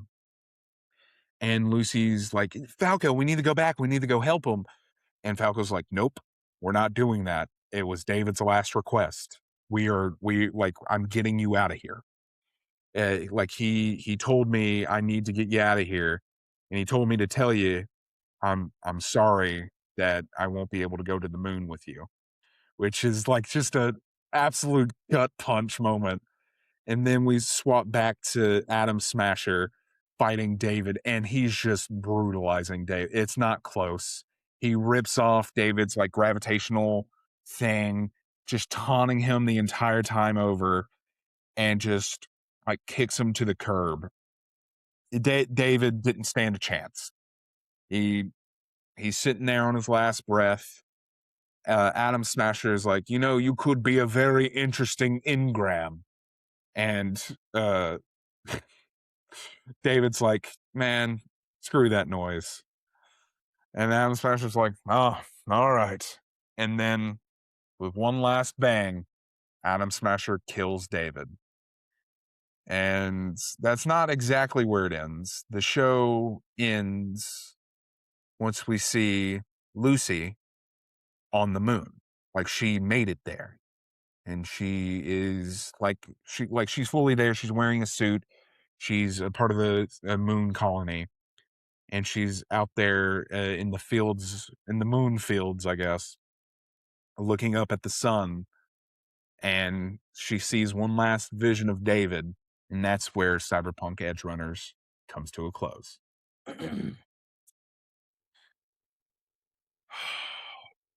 I guess I'll ask the question here because it's a very important one. It's very heavy. It's one of the most like emotional shows ever. Like, it starts out and you don't think it's gonna be something, like, that special, Mhm. but once you finish it, it's like, "Wow, this is truly impactful. This is once in a generation story, Yeah. really." So, I'll go ahead and ask this question since I took over pretty much all of Act 4. At what point did you know David is not making it out? The moment he put on the skeleton. Yeah. It I knew, like, he was already battling with cyberpsychosis a little bit before that. yeah. Adding that much extra tech, just way over the edge. Yeah, way over the edge. I mean, you can say that, like, he did beat it. Like, he dies, obviously, but, like, he did, like he didn't go over the edge in the sense that he became a cyber psycho, Mhm. which, I mean, he kinda did, but Lucy was able to pull him back. Right. Like, he was still himself to the very end, and I guess that's what you can really say David's journey was to be himself. Like, I like, throughout the entire story, David is fighting for others. Mhm. Like, he's fighting for his mom's dream, for him to have a better life. He's fighting for Maine's dream to become a legend in Night City, and he's fighting for Lucy's dream to have for herself to have a better life. But, and he doesn't really have, like, a solid dream of his own. Like, sure, he wants to be an edge runner, but that's not he it's not really, you know? Mhm. Like, to me, it's just kinda like he's only doing it because he's good at it. That does make sense. He is Yeah. really good at it. Like, he's interested like, to me, it's like, "Oh, I'm interested in it, but I'm only interested in it because, like, I think I can do this." Right. It's not his overall dream, Yeah. like, what he really wants to do. And his dream ends up just being, like, "I wanna protect the ones I love." And that's what he tells Lucy when they're, like, falling into the sky or falling out of the sky. Uh, he's like, "Hey, I wasn't able to protect my mom. I wasn't able to protect Maine, and I wasn't able to protect the others, but you I am able to protect, and I'm going to do that. I'm like, I'm that is my dream." Yeah, And he achieves it. He he did. does. Yeah. She survived. She survived with severe drama or trauma. Well, I mean, after that show, everyone who watched it got trauma. No one can ever listen to that song. And not feel Uh, sad. yeah, no one can listen to the song, I Wanna Stay at Your House. That's what it's called, by the way. I Wanna Stay at Your House. Listen to it before watching Edgerunners. First of all, you should have watched Edgerunners before watching this episode. D Bad mistake. Yeah, what are you doing? Really? Well, you fool. You fool of a took. Oh, man. But, yeah, that is, Cyberpunk Edgerunners, That and is. yeah, that I guess now we'll get out of the depths and start going into the hidden currents. Alright, now we'll move into hidden currents. We'll start with, Yeah. the characters, the theme, and the symbolism of everything that's happened. We'll start with David Martinez. So some of the angles we could go with him is his core desire throughout the anime, or is it a hero tale or a cautionary tale? You know, that kind of thing. I ooh, that's very interesting. I would like to think it's both. I feel like a hero's tale should inherently be a cautionary tale. It I think you could separate the two. You definitely can. I mean, yeah, obviously you can, but my kind of point with that, like in a realistic world, being a hero, like, is a very dangerous thing. Yeah, you So have being to be cautious yeah, about it. in real life or in the world of cyberpunk, a, like a superhero thing that does this very well, in my opinion, is the Watchmen. Mhm. The Watchmen is very much like not necessarily a satire, but a commentary Right. on like how unrealistic it is to be like a Superman type character, type hero, in the real world, Yeah. where you're gonna have, like, government influences and all that, stuff, and that, like, you can have the best intentions, but the world, is going to, like, go up against you. Yeah, yeah. The good side, the bad side, all of it. Like, no matter it's just trying to be fully selfless, you are, like, opening yourself up to, like, the world taking advantage of you. Mhm. Not to say that, like, it's a bad thing, So obviously, you to could be say selfless for he's humans. a tragic hero fighting a rigged system, but in order to do that, he has to have the mentality of be special or die.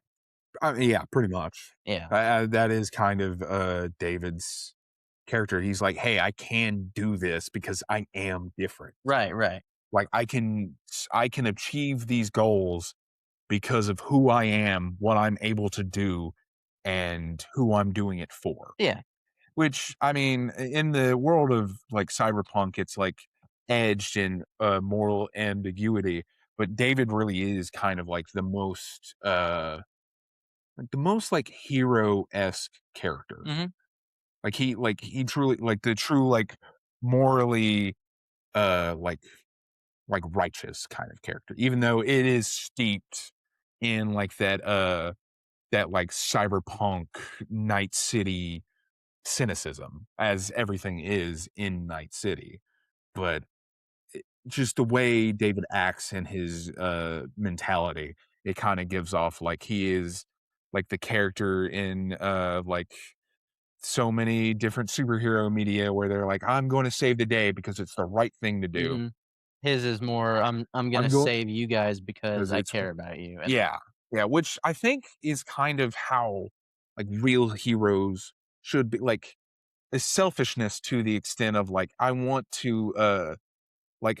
do this because I wanna do it. yeah. Like, I want to be good because I want to be good, Yeah, and that not makes because sense. it's the right thing to do and it's morally acceptable. I wanna do it because it That's makes me my feel good. dream. Yeah, exactly. Um, Yeah, I feel like David kinda hit that. I think we've gone over David enough in this Yeah, episode yeah, yeah. for everybody, so we'll move over to Lucy. Oh, Um, Lucy's well, we can go over, like, her dream. I think that's the most prominent thing. She's always talking about her dream and how she wants things to be a certain way. She doesn't wanna lose the people around her. Um, so one thing that I think her dream comes from her past trauma, you know? Yeah. Like, her dream to escape to the moon and leave Night City is it's stemming from the trauma she received from the corpse, Mhm. from Arasaka, raising her to be the netrunner she is today. Um, and and part of that trauma, the same it falls into her fear of letting people in, and her connection to David, you know? Yeah, She's scared to let people in because when she did, back when she was a child, all of those people died, you know? yeah, She lost them all. And so now she has a fear of letting people in because she doesn't wanna gain too attached because she's afraid she'll lose them. And that's why her connection with David is so important to her because she's let him in, you know? He knows that side of her. She's been vulnerable around him, and she doesn't wanna lose him, like she's lost the people of her past. yeah, So I think that that's how Lucy connects to real world situations, like, yeah, just real world situations from, today. yeah, like People's real past trauma. situation of, like, people with like, real people with actual trauma. Yeah, Yeah, yeah, like, people who are traumatized because they lost a loved one in their past, you yeah, know? And then that could stem into relationships that they have, yeah. where they're scared to lose somebody. So let me ask you a question about Lucy. Mhm. Do you think Lucy truly believed they could get out, or was the moon always a fantasy? So, I mean, that's a good way to put, that the moon is kinda like that, like, fantasy. It's her ideals of the future. Like, the moon is the future. Mhm. Like, it's what they're going towards. It's what they're looking at the entire time. Uh, I think I think she's like, okay, here's where it could be successful. It can only work if David's not a edge runner. It can Right, only right. work if David's not a cyberpunk. He has to take a step back and He has take to stay and back. fall off the team. So you can say that like, yeah, she did believe it was possible, but only because she was like holding on to hope that David could one day stop being who he is. Mhm. Then again, you can be like, oh, well, she knows because she knows who David was, Right, that he right. was never going to stop. She saw him before and after everything. Yeah. Um, so we can move on to the crew. I don't wanna go too far into them just because, like, Yeah. again, we've covered a lot of the crew.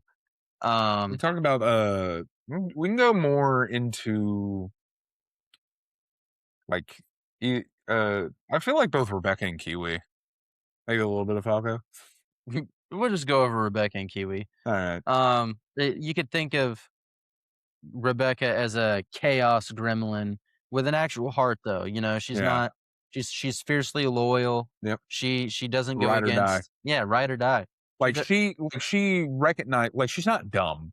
She recognizes that David is going over the edge yeah. in the final few episodes, but like, it's just that loyalty that she holds for him, and she does like, they do, like, joke about it in a few previous episodes, like, her and Kiwi, that, like, Rebecca, like, is in love with David, Hmm. but obviously, David's in love with Lucy, Lucy. so he doesn't reciprocate those, like, romantic feelings, but still, Rebecca She is there for him, right. She's that loyal. Like which is she wouldn't even interrupt his relationship she has now. yeah, which is great because you can like, they do a great job of, like, showcasing Rebecca in the sense that, like, you never really get the feeling that she's only there because she's romantically interested uh, Right. in David.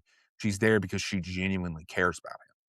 Like her loyalty just doesn't just stem from physical actions and stuff. It stems from uh it doesn't like most people hear loyalty, they're like, okay, they won't betray you, you know, they won't go out and like cheat on you and stuff Yeah. like that. But hers goes even deeper than that, you know?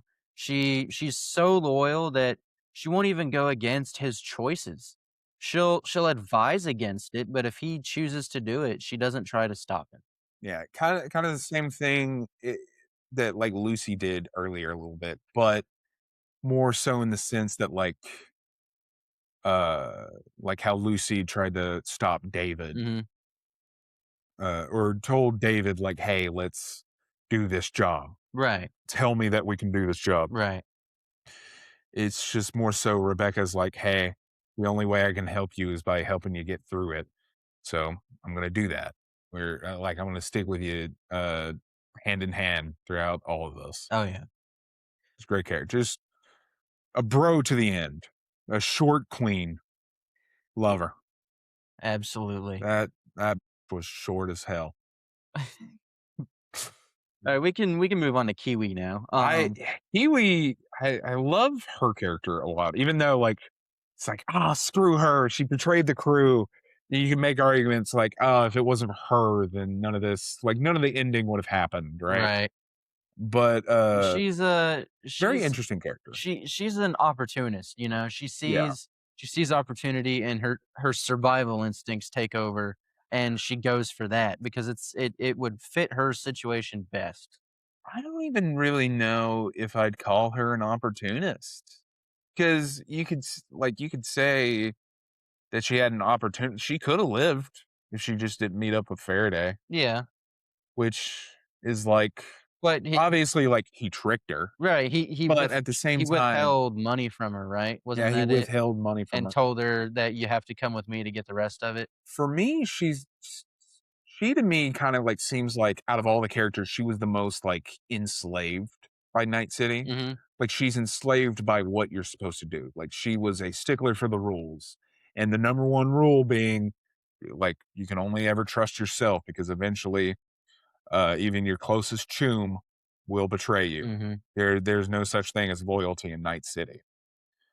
and she lived and died by that rule. So to me, like Kiwi is that like she is the rules of Night City, and like she's the like face of everyone who follows those to the letter. Mhm. Is you die anyway.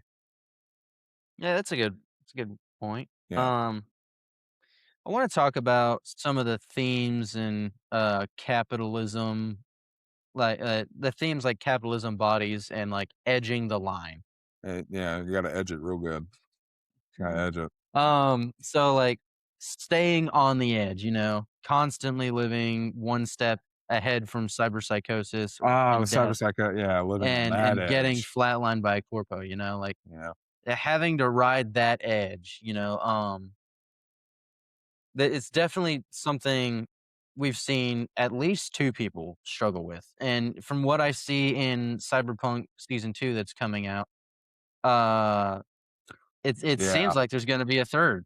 Yeah, we're getting a lot of we're yeah, so we I don't know when is Cyberpunk season 2 coming I out? have no idea. In I October? haven't looked. Yeah, this season 2 trailer for Cyberpunk Edgerunners has dropped. It looks really sick.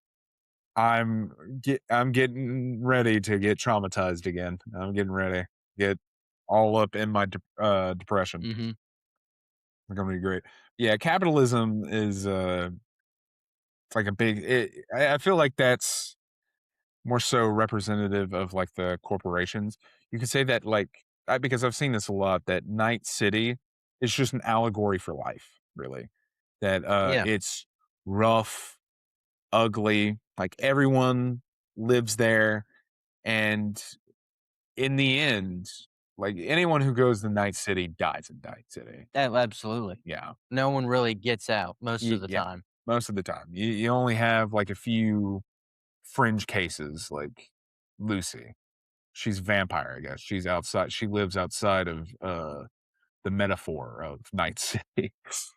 She's So, immortal. some visual motifs that and visuals and motifs that okay, motifs, okay. Motifs. I corrected myself. That's the second time. That's gonna be our that's gonna be our catchphrase every episode. If you Motive. sing motive. Okay, so some motifs and visuals that I really thought were interesting was like the Sandevistan effect, Yeah. how you can tell it's in use. Mhm. Like you see David's spine, you see like his Uh spinal column with his ribs coming out of the back of it, right? And it flashes green. yeah. Yeah, so I thought that was really cool. And yeah, so whenever it flashes green, David has like an after image effect where like all the people behind him or like all the versions of himself, all the after images of Yeah, himself are are kind of like all floating. different colors, like of like the different rainbow. Yeah. Yeah, it's a very cool effect. And like neon versus blood, like whenever Pilaf dies, they color his blood neon colored to kind of show that something's happening, but like something Well, important is happening, but they well don't want to they give away what it is. well they only do that when they're only doing that because like David's activating the Sandevistan. Yeah, yeah. Which is why they made it green. It's like some symbolism, like trying to tell the viewer that the Sandevistan is in effect Yeah. because green is what symbolizes it for Yeah, some it's reason. also like David's color. Yeah. But the color palette, they used Yeah. for that is pretty awesome. Yeah, especially in the, like, final episode where, like, David and Lucy are in the air, and you can see, like, the, shading of green on him and the shading of, pink on her. Mhm. It really represents both of their Yeah. colors. Uh, I we can so also talk about, the signs of cyberpsychosis with the eyes, how Oh, the, yeah, like, eyes that's a good bug one. out and, like, glitch out. That's one of the only ways they gave us to distinguish who was going cyber psycho without knowing who the character is. Yeah, yeah, yeah, yeah. Which is a good way of doing it, You see that visual and you instantly know what's happening. Yeah, you know what's happening, and, you could say that the representation of it is like, you know the old saying like eyes are the windows to the soul. So when the eyes in the anime are glitching out, it's because like that soul, that mind is now fractured. Hmm. So that could be, yeah, some symbolism to take from that. I think we're pretty good Yeah. on hidden currents. What do you think? I think it's time to go off the deep end. What about you? I think so. I would agree. Yeah. You want to start us off and off the deep end? All right. The theories, what ifs, and messy takes. And the first one here, I see it. I'm just going to preemptively disagree with it. Could David have survived? Nope. No. Well, I have an argument there. Yeah. It's only a theory. I mean, that's what off It's the deep only end a is. game theory. Yeah. Um, Back when Adam Smasher is about to shoot David, the screen goes dark and then you hear a gunshot. There's no They, confirmation that David's actually dead. so I will say they do kind of like the death scene. I'll put it in air quotes for the sake of this argument. The death scene, we don't technically see like David's face blow apart. It's just like Adam Smasher shoots and blood. That's all we see. Yeah. I like that is all we see. I will say Yeah, that. he could have shot him in the shoulder, or he could have shot him anywhere, like from Yeah. here up, from here up, pretty much. So it could have been a non-lethal shot. But It's the reason this theory is so ingrained in my head is because in other films and other anime and stuff like that, they do similar stuff like that to bring a character back later on. first of all, I don't think they're ever bringing David back They because I think first of all, they might bring it's him back not. as an I endgame. think he's dead. I maybe an Ingram. I feel like that would be the only way they bring him back. We'll explain Ingrams in a second. So first of all, like the first teaser trailer for season 2 of Edge Runners literally starts off with them saying David's dead. David's dead. He's gone. We're done with him. Now it's these guys' story, which is like, all right, yeah, thanks for that kick in the stomach. And it's just I don't know, there's no real reason that he should be alive. So I don't think he's physically alive. The only thing I could agree with is him being Ingram, but at the same time, they weren't interested in David's mind. They were interested in his body and Right. his But it ability to withstand cyberware. his ability to withstand it might not stem from his physical condition. It might stem from his mentality. It, it Because it withstanding cyberware isn't always about the body. It's about your mental capacity. true, but even the doctor is like, "Hey, your body might be able to take it, but your mind sure as hell can't. So you Right. need to like start limiting how many times you use the Sandevistan a day." So I don't know. So, and for those of you who don't know what an engram is, Yes, it's essentially a chip. So that's a relic. Okay. So an engram is someone's mind that is uploaded. Its consciousness is uploaded into a machine or a database called Mikoshi. because yeah, it's an Arasaka exclusive thing. It's their like big secret. They use this thing called the Soul Killer. They hook your body up to it, and they essentially print your mind onto like an AI thing that they keep in like a data storage unit called Mikoshi. Right. And it's not like oh the secret to immortality. It's kind of like In a it's way, kind of it like is. if you're download no the only time it's ever been uh like somewhat immortality was with Johnny Silverhand, but that was like a completely different thing. Because if you remember, we spoilers for Cyberpunk 2077.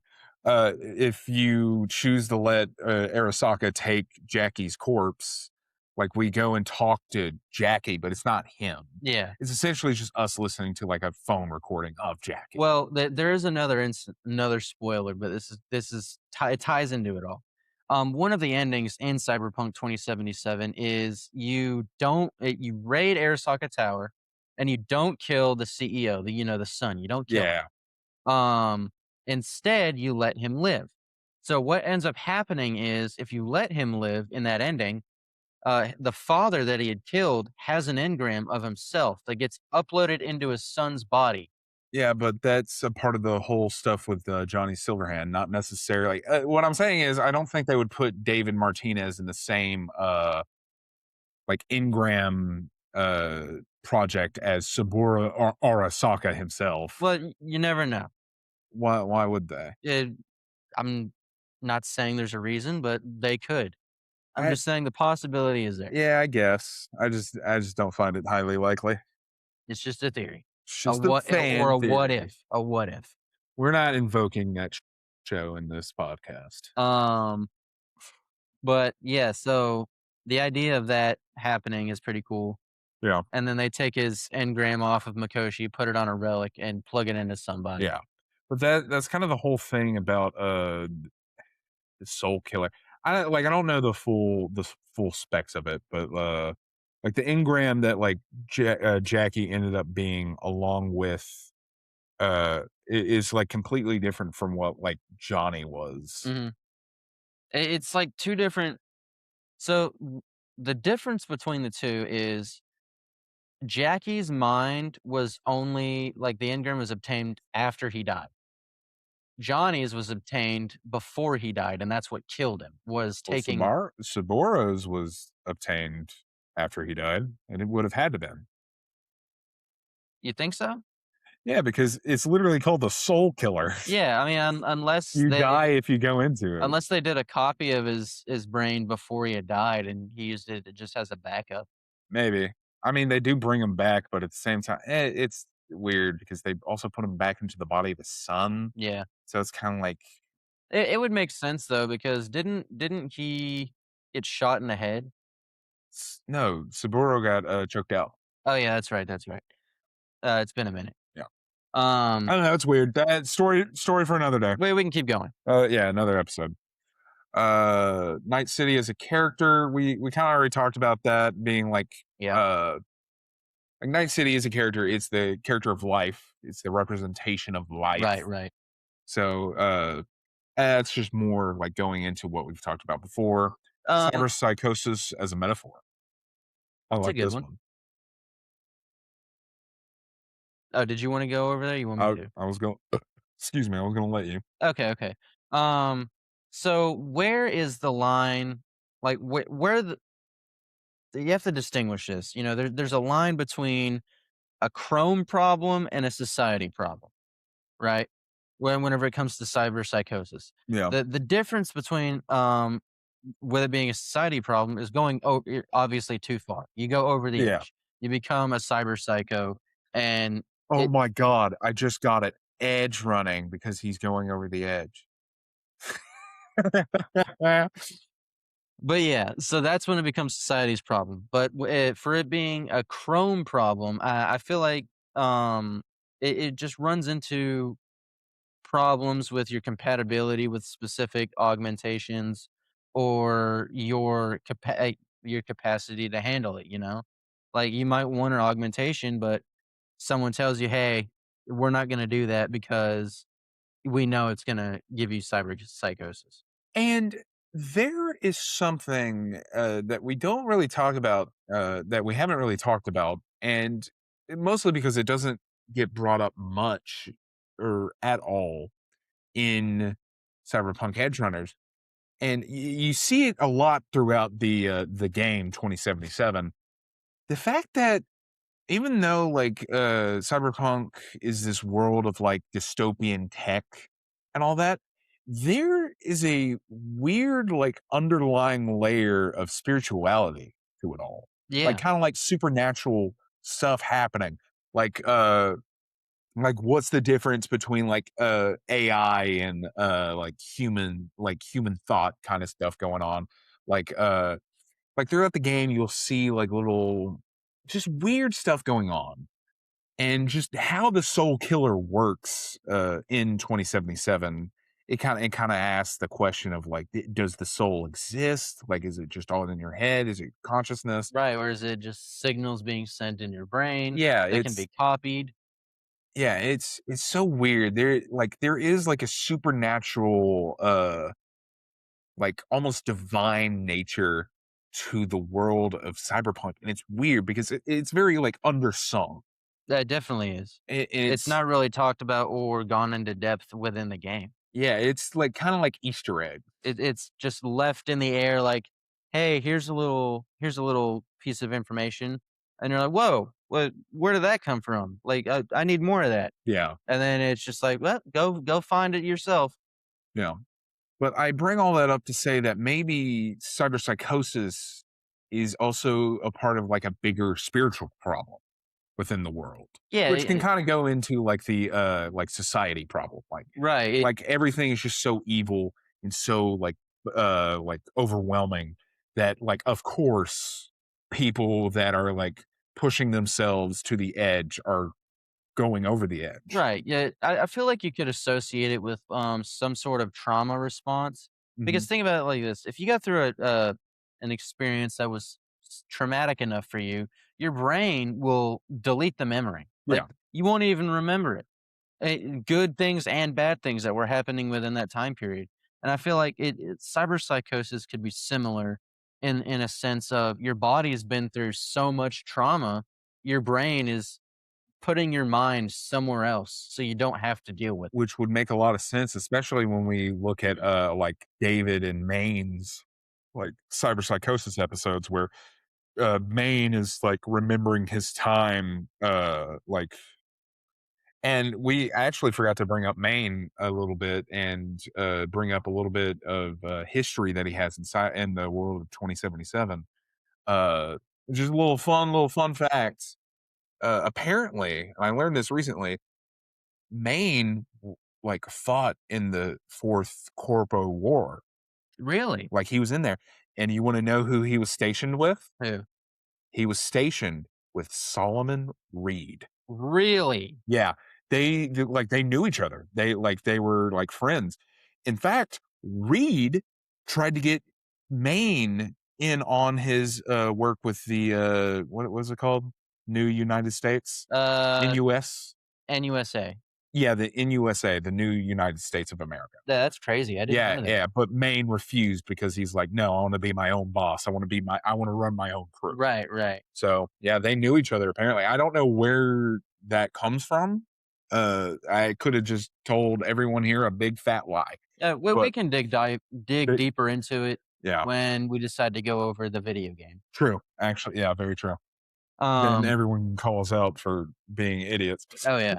I Um, you want to move into ripples in reality? Some takeaways. think it's time. All I think right. it's time. So, what did edge runners get right about being young, broke, and desperate to matter? Definitely like the mentality towards it. Just kind of like being angry and just like trying your best to like be there, not for like to be the image of the person you want to be, not just for yourself Hmm. but for others, like you like as you say, like that desperate need to be validated, because you have other people validate you, then it's like, okay, I am right, I am different, I am special. Yeah. I guess that makes sense. Now here's a question I really like, and it ties back into our previous episode on obsession. Okay, Okay. I feel like you can make a connection between between obsession and Night City, and here's the question. Okay, Okay. is Night City basically the One Wish Willow scaled up to an entire metropolis, granting your wish for power, then charging full price? I think, I guess Night City would be included. I feel like that's more like the corpo, like Arasaka, Militech, Biotechnica. Well, Night City is built on the Yeah, it's core. built. Yeah, it's built so you can extend that to. I feel like Night City. I don't know, like, even though it is built around, like, those big mega corporations, Night City Night City is still its own entity. Yeah, Like, sure, it's, like, mostly run by, like, Arasaka and all that, but you wouldn't, look at Night City and call that Arasaka Town. That's Night City. yeah. So I think that's more I feel like the corporations, specifically Arasaka, are like the One Wish Willow, right? I feel like they're more that like, hey, we'll give you the world. Just got to sign over your soul. Right, yeah, Night City, Night City doesn't give you anything. It it just it like, hey, this is like, hey, what it have you gives got? you the chance to become something, but because everything you need to become something is there. It Yeah, might not be what you want or what you were trying to go for, but you'll become something. yeah. But that depends entirely on you. To me, the metaphor that Night City is just life, Mhm. but scaled like its worst aspects scaled up makes more sense to me. Yeah, that makes sense. Like it doesn't care who you are. No, It'll spit you out all the same. it definitely will. Yeah. So is that it? Are we calling it there? Yep. All right. All right. I think that's as deep into Night City as we can go tonight. We've watched David sprint from poor kid to chrome stacked legend, and we've seen exactly how hard this world slams the door on anyone who dares to dream past their price tag. If you made it through this one with your heart still mostly intact, we want to hear from you. Is David a hero who never had a chance? Or someone who leaned too hard into the same be special or die mindset that chewed up everyone around him? And what do you think of Lucy's moon? Real escape plan? Or the prettiest lie Night City ever told? Tell us which moment in Cyberpunk Edgerunners wrecked you the most, which character you ride or die for, and whether you think anybody can actually make it in Night City without losing themselves.